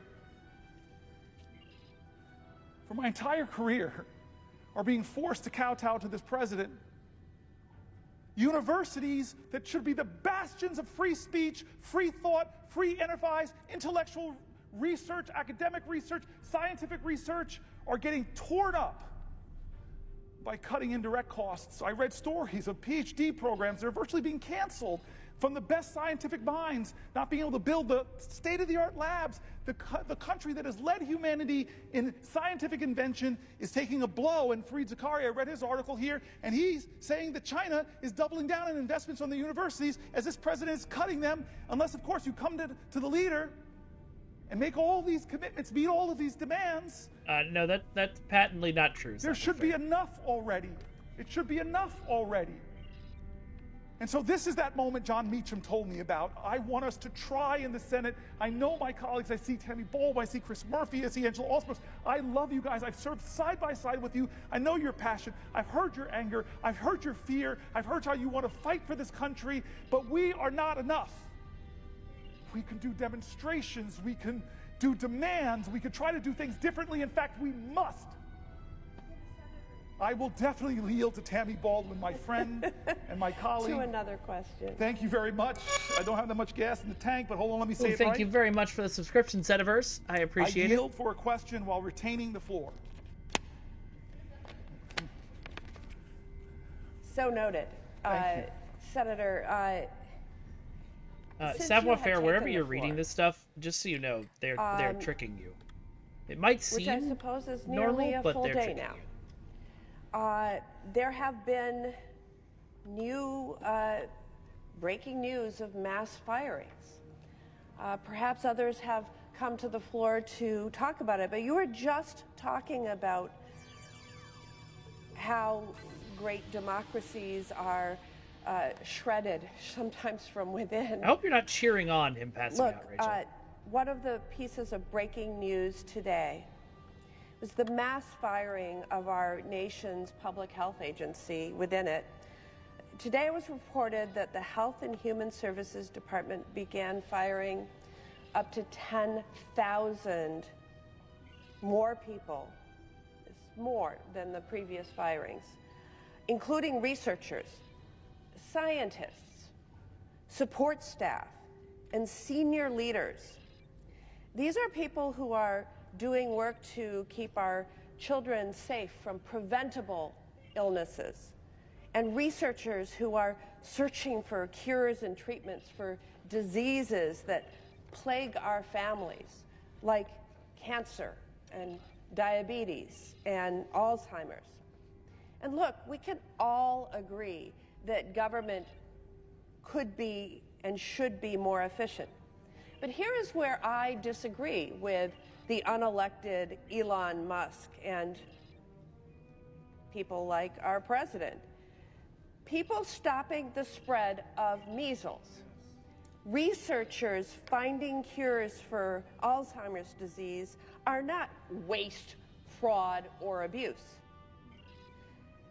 The slash and burn that is being led by that too, Elon Musk's Broseph. Doge I hope he will takes make care of himself, Americans less but I also really healthy, hope he breaks the record. less safe.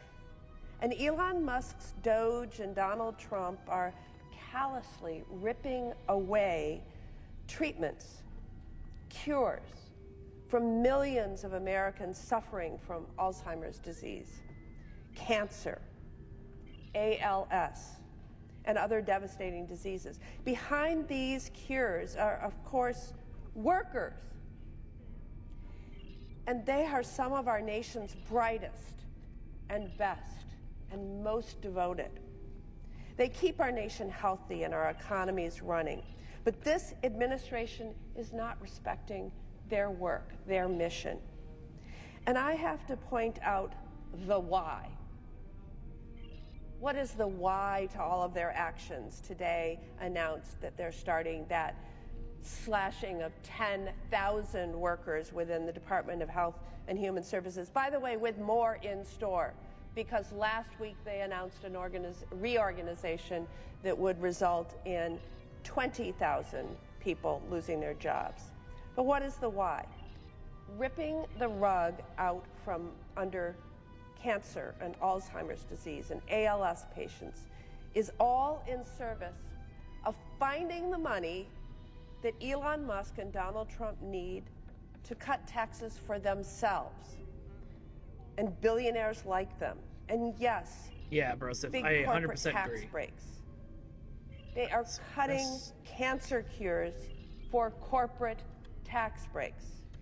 Senator Booker, these cuts to health and human services are going to crush families in Wisconsin, whether it be people not having hope for this is all about cure just people for making a money. disease, or to the workers who are doing this groundbreaking research all across the United States who are going to be fired.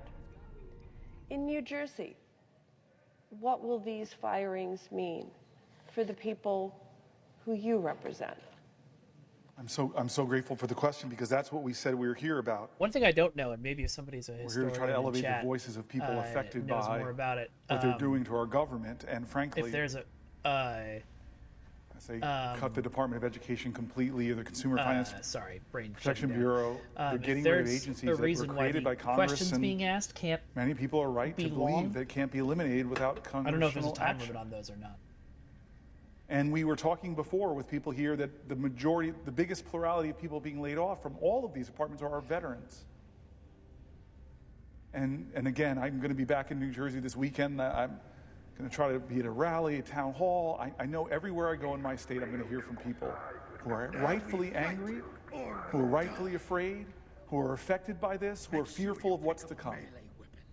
These are such important human emotions. But the question then is going to be for all of us, and I know people will be questioning me, what are we going to do? What can I do? What are you going to do, Senator? And so I don't have a brilliant response. I don't have some prescient idea that we are going to be able to change the course of this, but I know we're going to fight. And I want to be honest with you. I wasn't sure we could stop Donald Trump when he tried to take down the ACA. I just wasn't sure. I really wasn't. I did not know how that would end. People gasped. Do you remember that in this room? People gasped. We did not know. It was really, this room usually has very predictable actions. That's why I'm still standing here, because I didn't want the predictable. I didn't want business as usual to happen.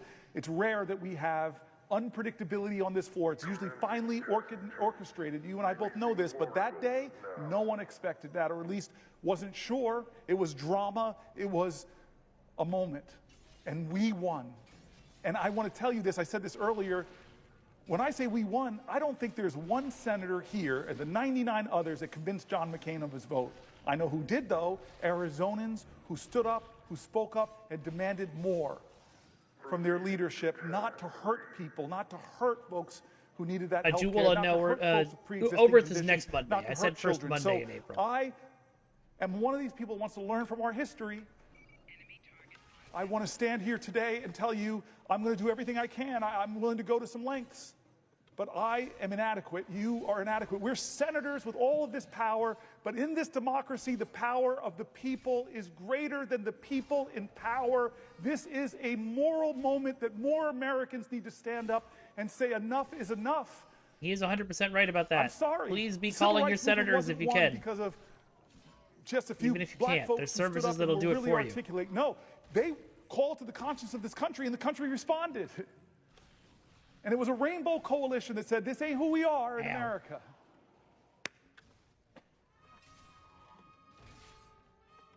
So I know New Jerseyans are hurting. I know I've been to your state. I love your state. I love sitting side, but we had some fun in your state together. We've saw young artists, business people. You are this person that says this word over and over again, more than any Republican or Democrat, buy American, and created so many jobs in your state. We were in some packed restaurants. People packed, not to see me as a special guest, but to listen to your story. You are a trailblazer too in this Senate. You are doing things that our founders did not expect, and you know that. And you Hey, I want to lived in stand Jersey up. for I a heard you while. in our caucus. I heard you in the Schumer's leadership Whatever you meeting, like best, Rachel. standing up for people that are most marginalized, most looked down on, most talked about. I hear you, Tammy. Will the senator respond to another question? I won't respond to a question. I'm going to read this for the 75th time. I will yield for a question while retaining the floor.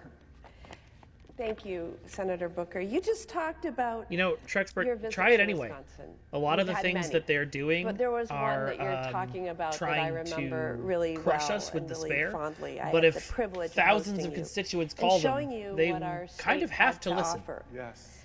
Something that I likely bragged about then, like I often do, is that the Badger State is known for making things.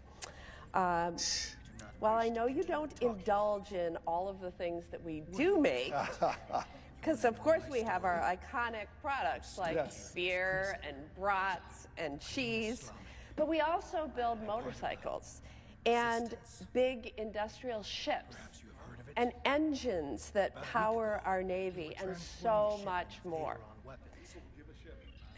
That's right. Make one too. Yes. Build them. And of course, behind it all is our workers, as you were just talking about. And whether they are in a marsh harvesting cranberries, we're number one in cranberry production. Savoir faire, I'm putting you on a little bit of a I timeout. know, but we're friend. number one. Not that I'm competitive here. Or whether we're on a foundry floor, or whether that worker is on an assembly line, workers are what make our economy go Well, round. I'm glad you're here, Ramona. And so naturally, they are the ones we should be prioritizing in all of our policy. But that's not what this administration is doing. They are going to get a slap across the face when the administration slaps across the board tariffs That's the only way I know and gets us into a trade war. And it's going to be these workers who pay the price. And Wisconsinites are really worried about what we're going to see this week. They worry about their businesses. You met so many of them when Just I to be hosted clear, the you. reason I Their timed, livelihoods, their communities. They're worried because we Savoir have faire all out is I just been don't here before. we don't need constant Wisconsin was one of the hardest hit states by discouragement. retaliatory tariffs last time Donald Trump and living in a started world trade where war. there is no hope and nothing can During be done. Donald Trump's is not last helpful. trade war, American farmers lost $27 billion in export sales. And according to further records, The state's economy lost more than $3 billion worth of product sales, product exports. I mean, the big thing and I would say manufacturing economy in is, Wisconsin. what do you have to lose? For those of you who are, living in red states where you don't want to call your representatives because they won't listen. $26 billion. Adding another voice to the pile exports could have an effect. Maybe it won't. But the exports that Wisconsin manufacturers make is supported by more than 460,000 jobs. And our agricultural economy is supported by 350,000 that is very true. Jobs. And so a trade war would be devastating. Local ones are more responsive, to absolutely. the workers of Wisconsin. And then the prices. People have been struggling with the high price of things in grocery stores, at gas stations. Oh, it's big boy. A number of our business leaders have spoken out about the impending tariffs. Ariens Company in Brillion, Wisconsin, which makes outdoor power equipment like snow blowers, told Reuters News that policy whiplash in this arena is making it difficult to plan, especially as price hikes are likely in the works. And Roden Echo Valley in West Bend told one of our media outlets, WTMJ4, that, and I quote, "I don't like this tariff business. It's going to be on the backs of farmers because we have to depend on the world to export our I believe it, commodities." Trexpert, but I also He believe highlighted, that there comes the a certain dependency point of where the these dairy people industry care on more global about trade, their noting jobs. That 15 to 20% And if they get the impression that of their dairy products constituents are really exported. unhappy, And if we lose, and I quote they again, might lose an election, 15% of our market, they'll start for going dairy, into self-preservation It's going to be absolutely devastating. We've seen this before. no matter how straight Again, up in people they service to a big tax break for billionaires and corporations. No, but that's to great, my Nels. my esteemed colleague from New Jersey, thank you for visiting the state of Wisconsin. And I want to ask what the impact would be in New Jersey. What would President Trump's tariffs mean for the workers of the Garden State? Focus it there because that's who President Trump made promises to in my state. That things are bad with this economy because it's not serving people who are working every day. Promised that he would make things better. I'll make grocery prices go down. He said that. And so people are expecting that's where he'd focus. They didn't think he'd focus on Greenland. Didn't think they'd focus on the Gulf of Mexico. Didn't think he'd focus on bullying Canada. Didn't think he'd focus on turning his back on Ukraine. Didn't think that he'd focus on gutting the Department of Education and ending it. This is not the reason why people voted for them. They did something that Reverend Warnock calls as a vote is a sort of prayer. He says it's like a civic prayer that I'm putting a prayer out there that you will be who I hope you can be. You will be a blessing to my life and not a burden. But you're talking about the burdens that he's bringing. This economy under 72 days has not gotten better for working Americans, and they don't even see the president trying to make it better. They see what he's doing to make it worse, and one of the things is going to be the tariffs, which are going to raise costs Dexter, on working Americans. Then what Chuck Schumer said to me, it's sounding like it's going to just sail through a plan that's going to blow trillions of dollars of holes into our budget, give trillions of dollars of tax cuts to the wealthiest, and gut your Medicaid, and gut your services for your grandparents in nursing homes. People believe, people put their trust. I don't blame them. They're my fellow Americans. They wanted for them families, they wanted an America that was more affordable. They wanted America to be first prioritized. They wanted a safer America, stronger America, more prosperous America. I heard that. And so I know when I'm back home this weekend, I know that I'm going to encounter a lot of folks who are workers in my state who are getting hurt. They want better. They want better from their government. And so The burden upon us and each other is, what are we going to do? Are we going to do the same old thing over and over again? Or are we going to try to do things different? Are we going to be willing to, again, get in good trouble, necessary trouble, to try to save the soul of this nation?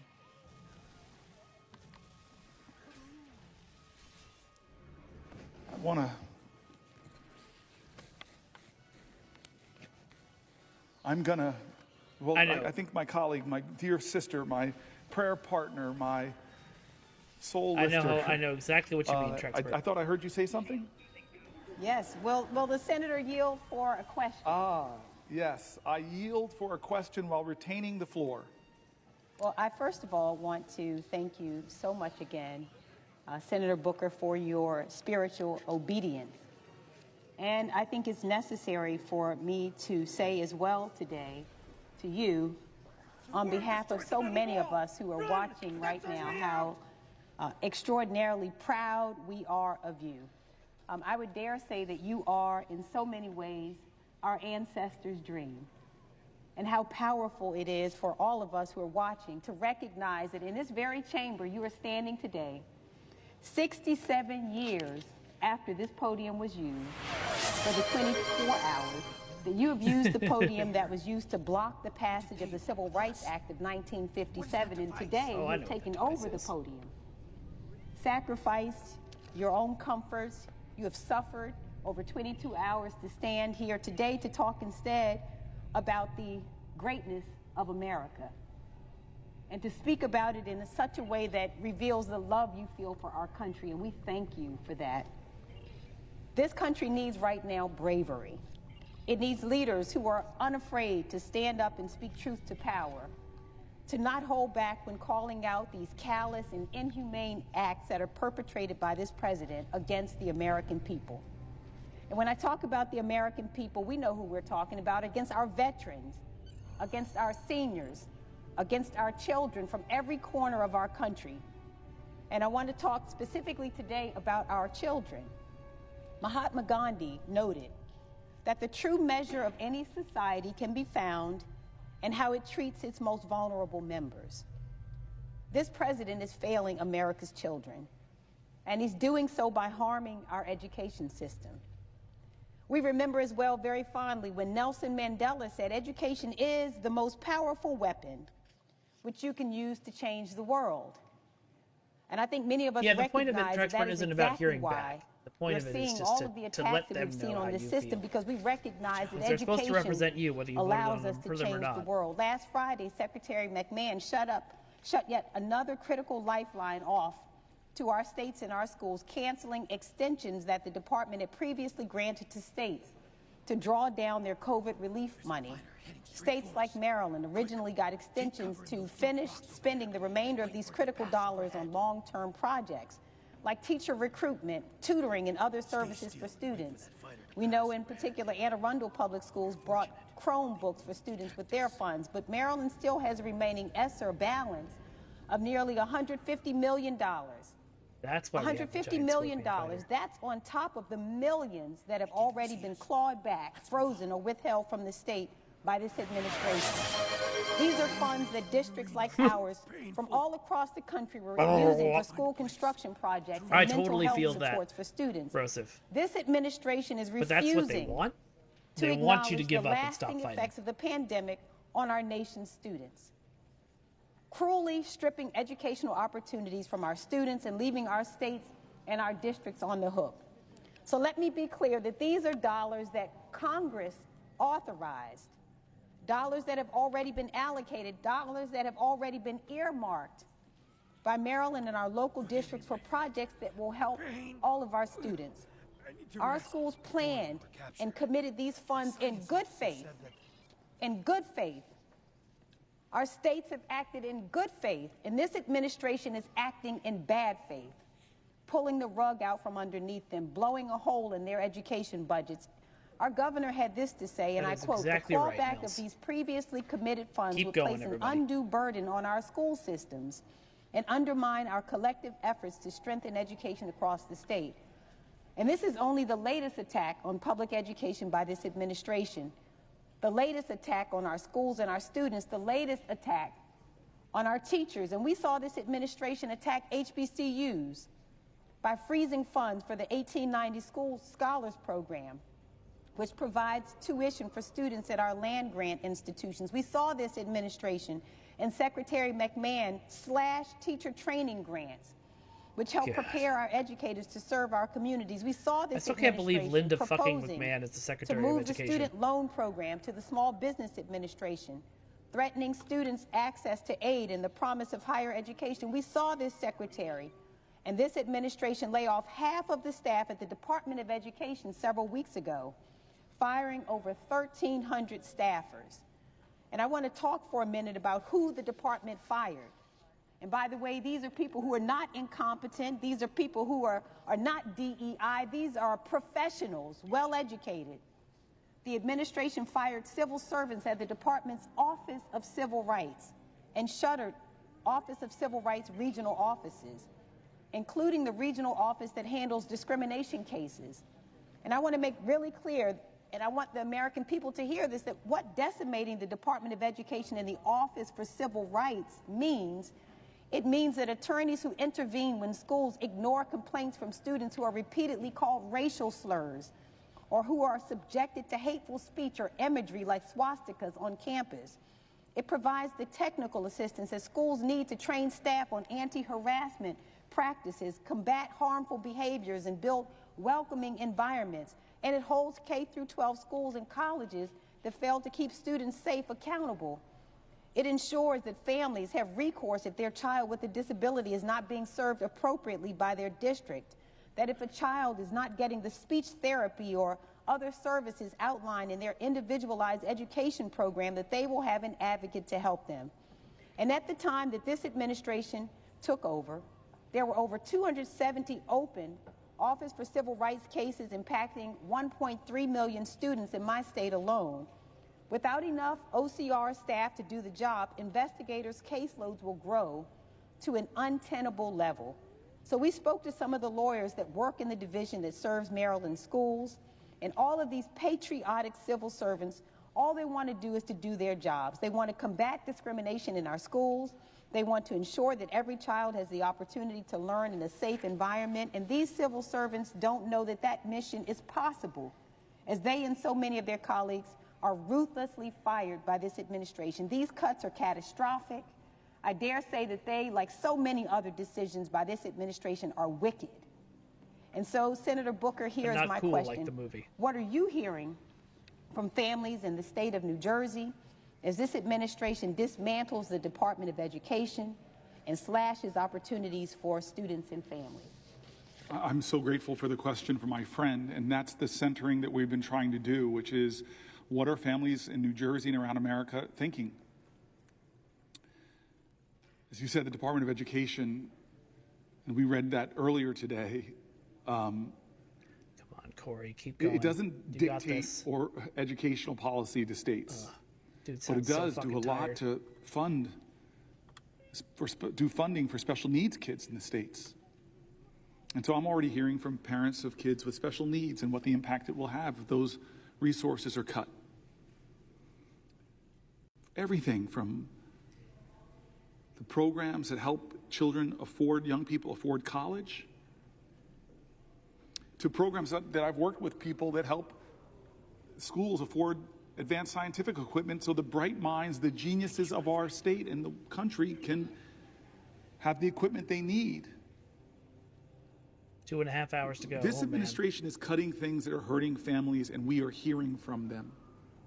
We're hearing from veterans. We're hearing from the elderly. We're hearing from people that are taking care of the elderly. We're hearing from people who run our hospitals. We're hearing from people that run our universities and who talk about the science funding and the cutting of PhDs. We're hearing from people who rely on Medicare and Medicaid, who rely on Social Security.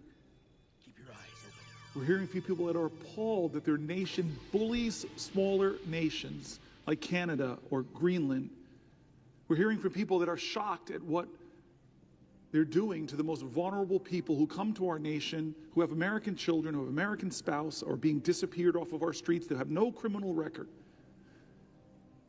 We're hearing from people that don't think it's right that a president should have a meme coin. that allows him to enrich himself, to hawk his power and position for even greater wealth. And so I've done everything I can, and I'm going to do more. I've still got a little gas in the tank to elevate those voices. Will the senator yield for a question? Thank you very much from. Before I Thank you for the gifted because subs, just keep wanting Jeremy. to exercise this power that I I might really have appreciate for a little while that. longer. Thank you. You're And amazing. it's like a little man that I have a real chip on my shoulder. He's a senator from Arizona. Yeah, he's been a military fighter pilot. He's been an astronaut. He's been out of this world. But what ticks me off, sir, I've said nice things about everybody else. All right, but I'm well, not the saying hype them train about you, started. sir. Because when I go home to New Jersey and I walk through my airport, I was a Newark mayor, my airport, I see your big bald head up in big picture of you saying New Jersey Hall of Fame, Mark Kelly. Who the heck am I?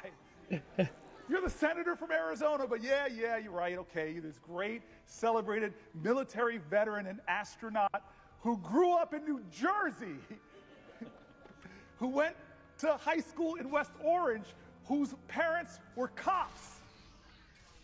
And so you have the accolades in my state, and I am proud of that. Proud of it, sir. I still have the floor. Stop trying to speak. Well, There's rules in this place. Don't make me think the He's now the third parliamentarian or the longest presiding speech. officer. Just has to Thank go a you, little bit sir. further. Thank you, sir. Senator, my apologies for the big With giant... that kind of deference, I now will yield for a question while retaining the floor. My apologies for my giant mug at Newark Airport, where I overshadow me literally. As Senator Booker knows, I did grow up in the state of New Jersey. And growing up in New Jersey, I came from a very working class Fragrance, I'm family. not sure what that command is supposed to do. My family didn't have a lot of money. My dad was a cop. He was a union member. From my earliest days of remembering my mom going to work, she started out as a waitress. And I remember those yeah, sounds are on. We got days the after working these night shifts, people at these banquets, how tired sing she before. was. She would work Although some it long seems hours. like begun is broken again. And then she became a secretary, but she Let me also make would work sure. as a waitress at the same time. Oh, nope. And this was Sounds just are no longer to make on. Hold on. ends meet. Eventually, my mother decided that she wanted to become a police officer like my dad. But this was New Jersey in the 1970s.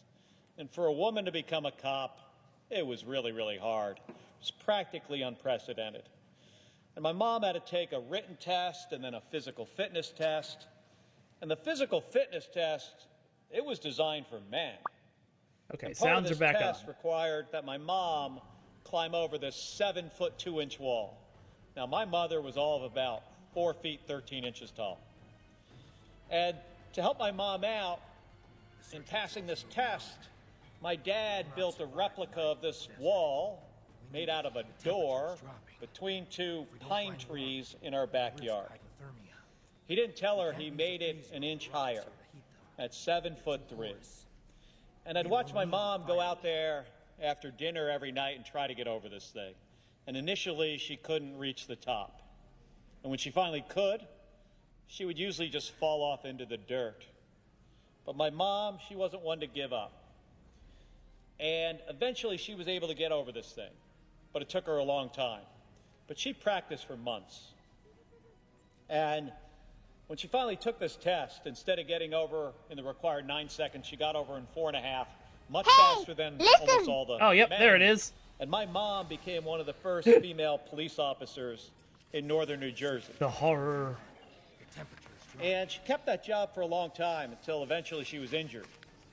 And by the way, it was the union that protected her rights after being injured on the job.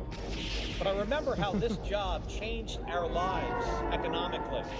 Both of my parents having good paying union jobs. It meant more money coming in the door, more money for our family, more money to play sports, It was part of what allowed my brother and me to chase our American dream. I actually don't think Navi's voice is that annoying, but I do think it's because it would always force you to stop in the game. That's why everyone got so annoyed with it. And we were able to do that because our parents worked hard and they sacrificed for us. And because of the support we had, including some really good public schools. That's harder today for a lot of families, including the school part, by the way. I hear from so many folks in Arizona who feel like they're working harder and harder, and they just are not getting ahead. The cost of groceries and gas and housing, especially housing, makes these folks feel like they're just running in place. It shouldn't be that way. And Elon Musk and Donald Trump, they are making it worse. Trump's tariffs are going to jack up prices on nearly right, but everything. Who's more that annoying, rely Navi on. or Donald Trump? It's a trick question. It's Donald rent, Trump. Cars, housing. They're even trying to do away with the Department of Education. This cave should protect. Now, how is that going to help kids get a good education? It looks like this cave. And if they're successful, their plan to gut Medicaid in order to pay for a giant tax cut for rich people, it's going to be even tougher for hardworking Americans, hardworking New Jerseyans and Arizonans to get ahead and achieve their American dream. So as a fellow kid from New Jersey, You know, I think a lot of people bitch about I never Coliseum. This is a great mission. never expected that tax cuts for rich people would potentially kill the American dream of kids all over this country. But it could. And as a kid, you, Senator Booker, growing up in New Jersey... Unfortunately, Rachel, you spelled interested Oberth to hear wrong what twice. was your American dream, and why would these giant tax cuts make that kind of dream harder? I appreciate the New Jersey Hall of Fame member, the only one in the United States Senate, and I appreciate his question. I appreciate the service of his parents out there every day putting their heart and soul in serving the community in a dangerous job where you often see people at their worst. I said this earlier, James Baldwin said, children are never good at listening to their elders, but they never fail to imitate them. Yeah, that's probably true, Trexpert. You are living up to the example your parents set in so many ways. And then you go and pull something off that really makes me jealous is you're one of the guys in the Senate that probably most married up. We're both Jersey boys. We both grew up there in grade schools and high schools. We both know those teachers that did so much for us. They coached sports. They taught us. I'm going back for a funeral for a great man in New Jersey named Ed Kohler this weekend, who was one of the greater influences in my life in high school. And you know how much people invested themselves. I remember learning Little League from a guy that would come back from working at a gas station, a parent of another kid. I still remember his big, thick hands teaching us how to hold the bat. And this guy's working a job at a gas station and rushes home to teach his kids let's Little not do League, any but treated me, Bender sounds for now. I'll think a about black kid, which one's like one of his own kids. Special communities, special heritage, special culture that we share, this Jersey culture. We got the chip on our shoulders. We're tough. We're strong. We're proud. And a lot of New Jersey's watching. Thousands of letters and emails and phone calls from all over New Jersey. Andy Kim and I are hearing from so many people. And they're afraid, they're angry, they're worried.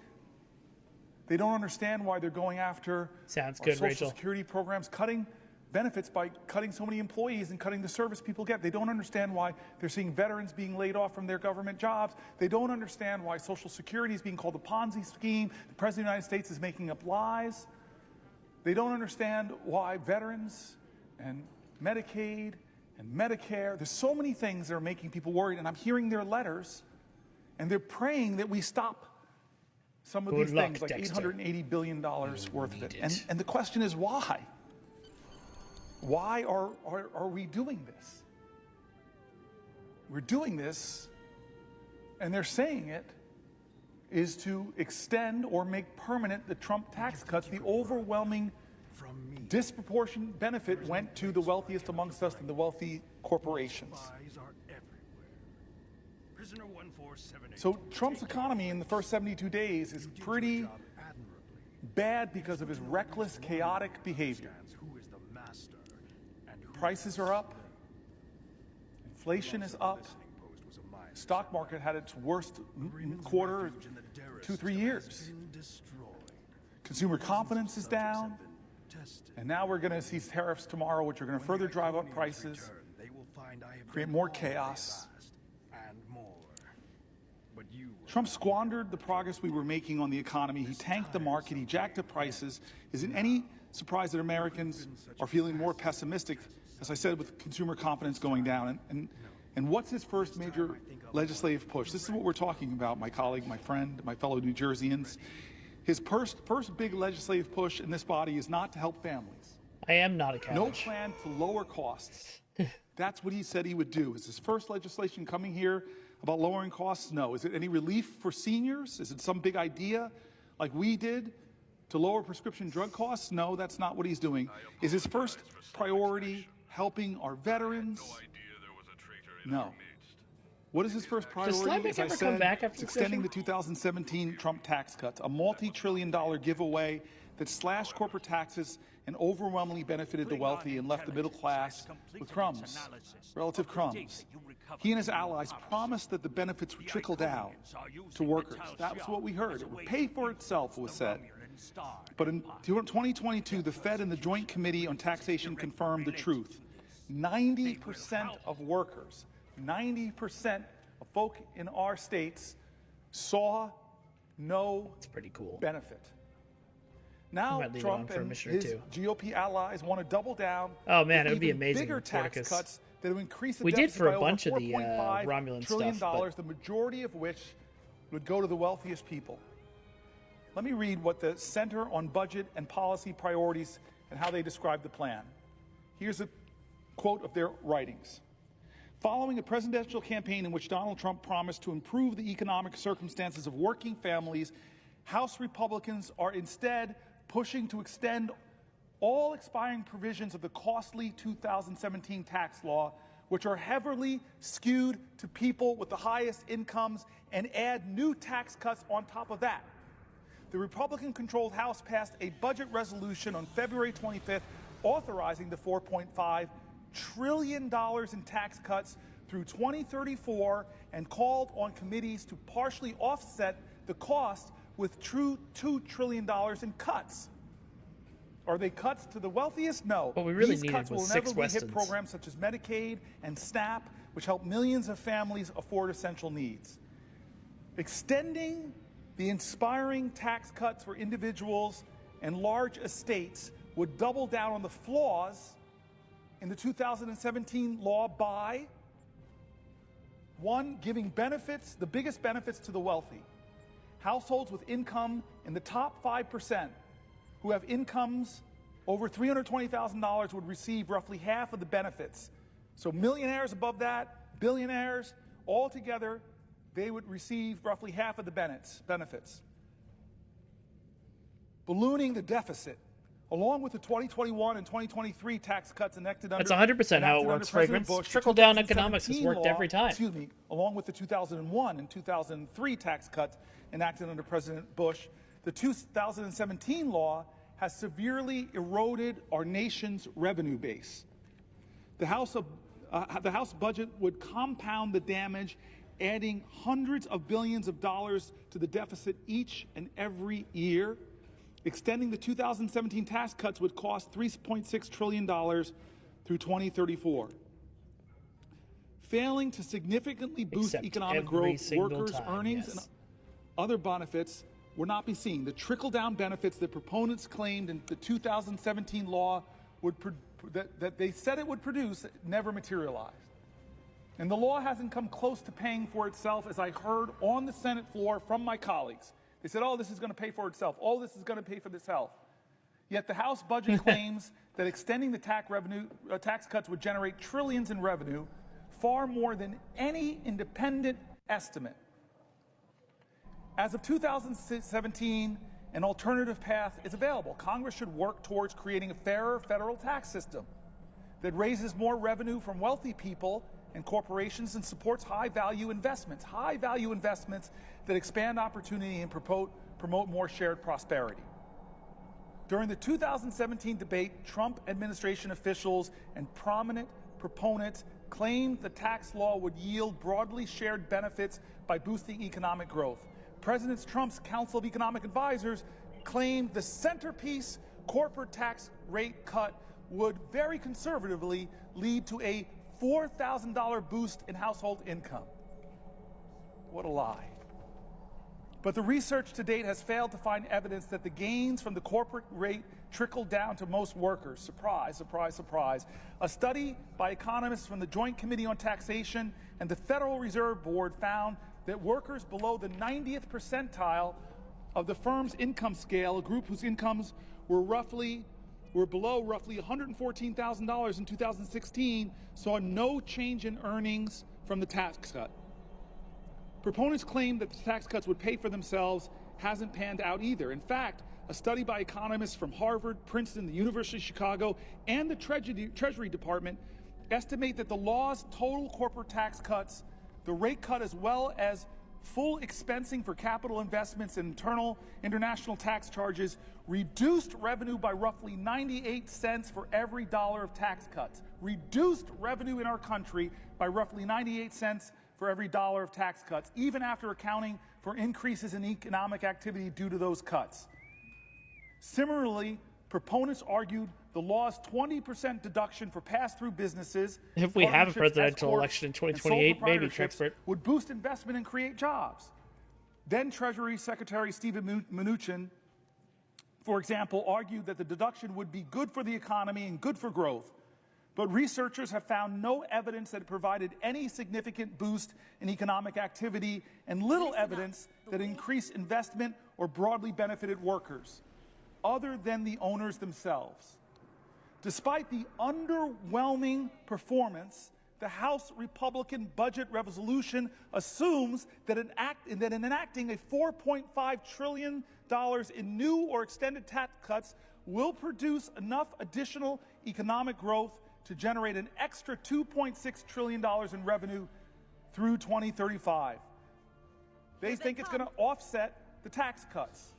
The Committee for a Responsible Federal Budget has derided this claim as fantasy math, noting that it is many times greater than even the most optimistic independent estimate. They lied to us, or at least just put out really expansive hope in the past, and none of it came true. Fool me once, shame on you. Fool the American people twice, well, we should not let it happen. This idea in this country that if you make the wealthiest more wealthy by giving them more tax cuts and deny services to our veterans, deny health care to our seniors, cut Social Security benefits, cut scientific research, cut programs that protect people's safety and security, that is going to somehow help our nation to prosper as a whole. You're kidding yourselves. We have the evidence. We have the analysis. And this is the crazy thing.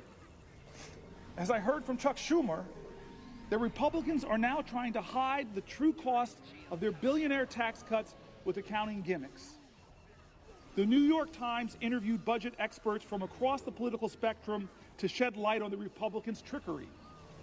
And this is the article I want to read. I know some people have questions. I want to read this article because Schumer shook me.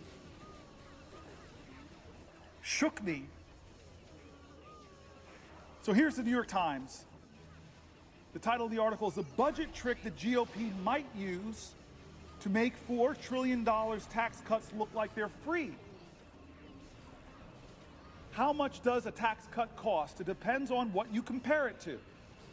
Republicans in Congress trying to advance a giant bill that includes $4 trillion in tax cut extensions are considering a novel strategy that would make the extension appear to be free money.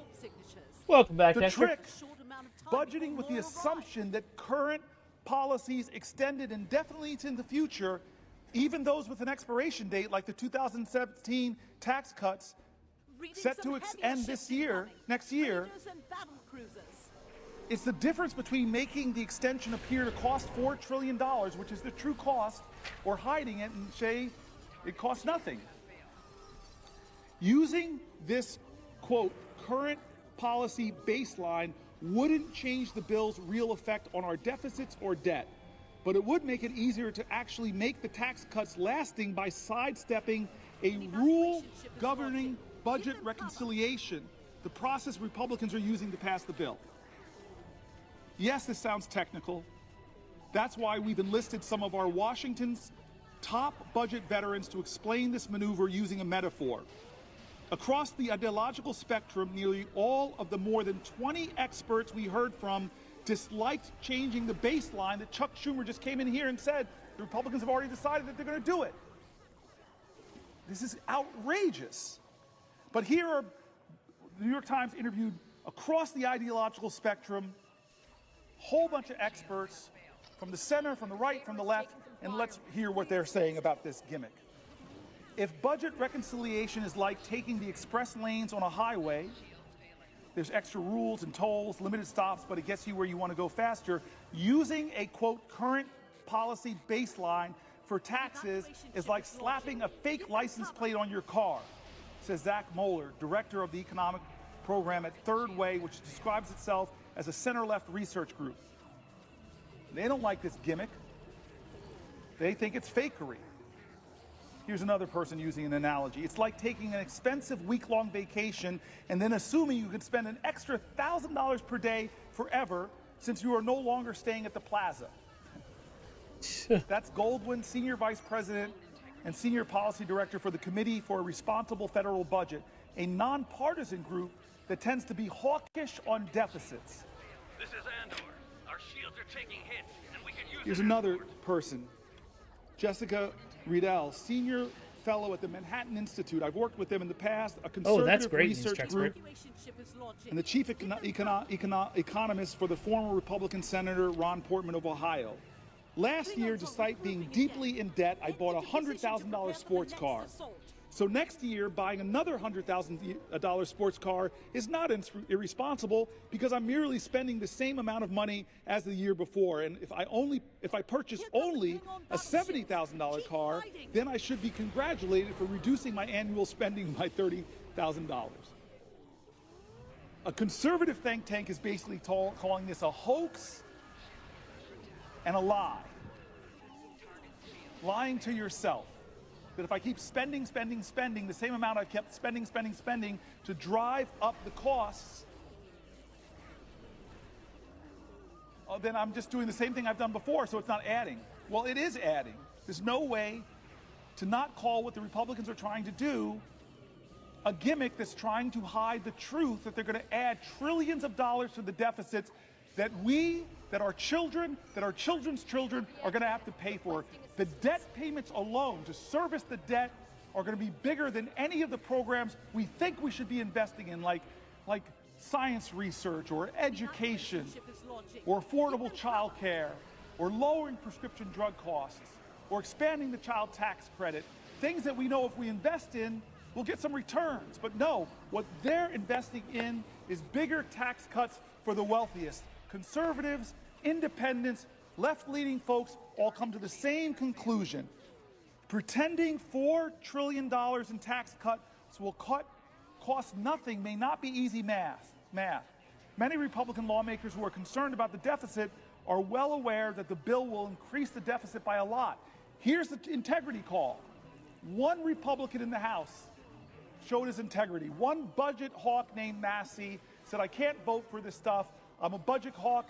I do not want to see increased deficits. He called it what it was. I saw him in an interview say, hey, wait a minute. By your own numbers, Republican colleagues, You're driving up the deficit by trillions of dollars, and you're making the rich richer, and you're leaving future generations more bankrupt.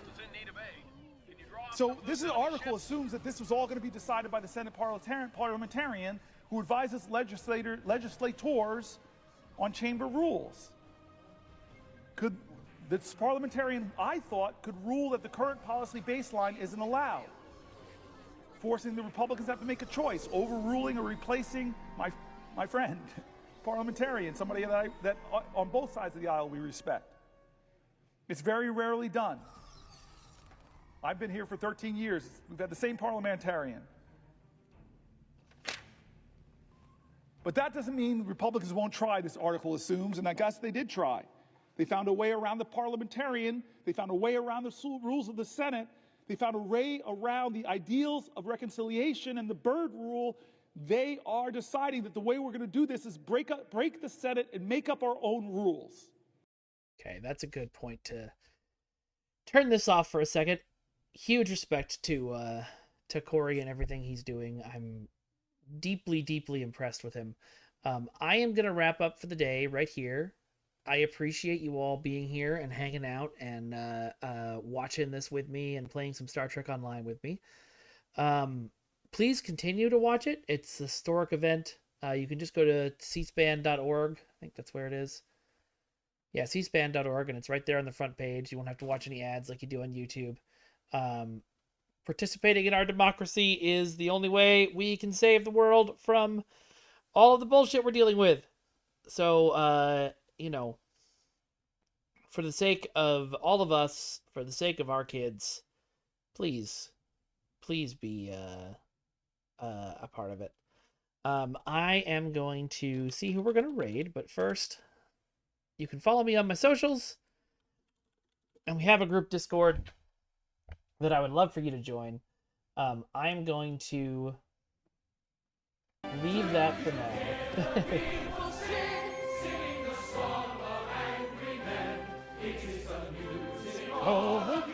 Hey AJ, welcome. Sorry that you popped up just as we're leaving, but I appreciate you being here, and thanks for stopping by. All right, we are going to, I think, let's go raid Dark Mom again, because she will understand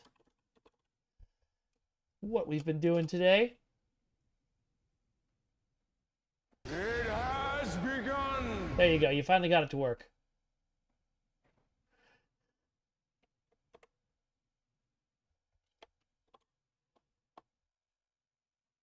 Yeah, no problem, Ramona. Glad I could get it out there.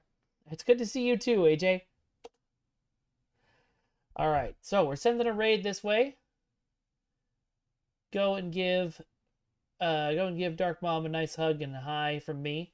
And I will see you tomorrow. Tomorrow, we are going to be doing, I think, so it sounds like we might be moving Community Squadrons Day to Thursday. So I won't know for sure for a little bit whether our, I love having you here, Fragrance. I won't know until tomorrow what we're playing, because it depends on how all that shakes out. But if it's not Squadrons, it's probably going to be No Man's Sky, if I had to guess. But I will let you know. And I will talk to you all very soon. Bye-bye, everyone. Bye-bye. Bye-bye now.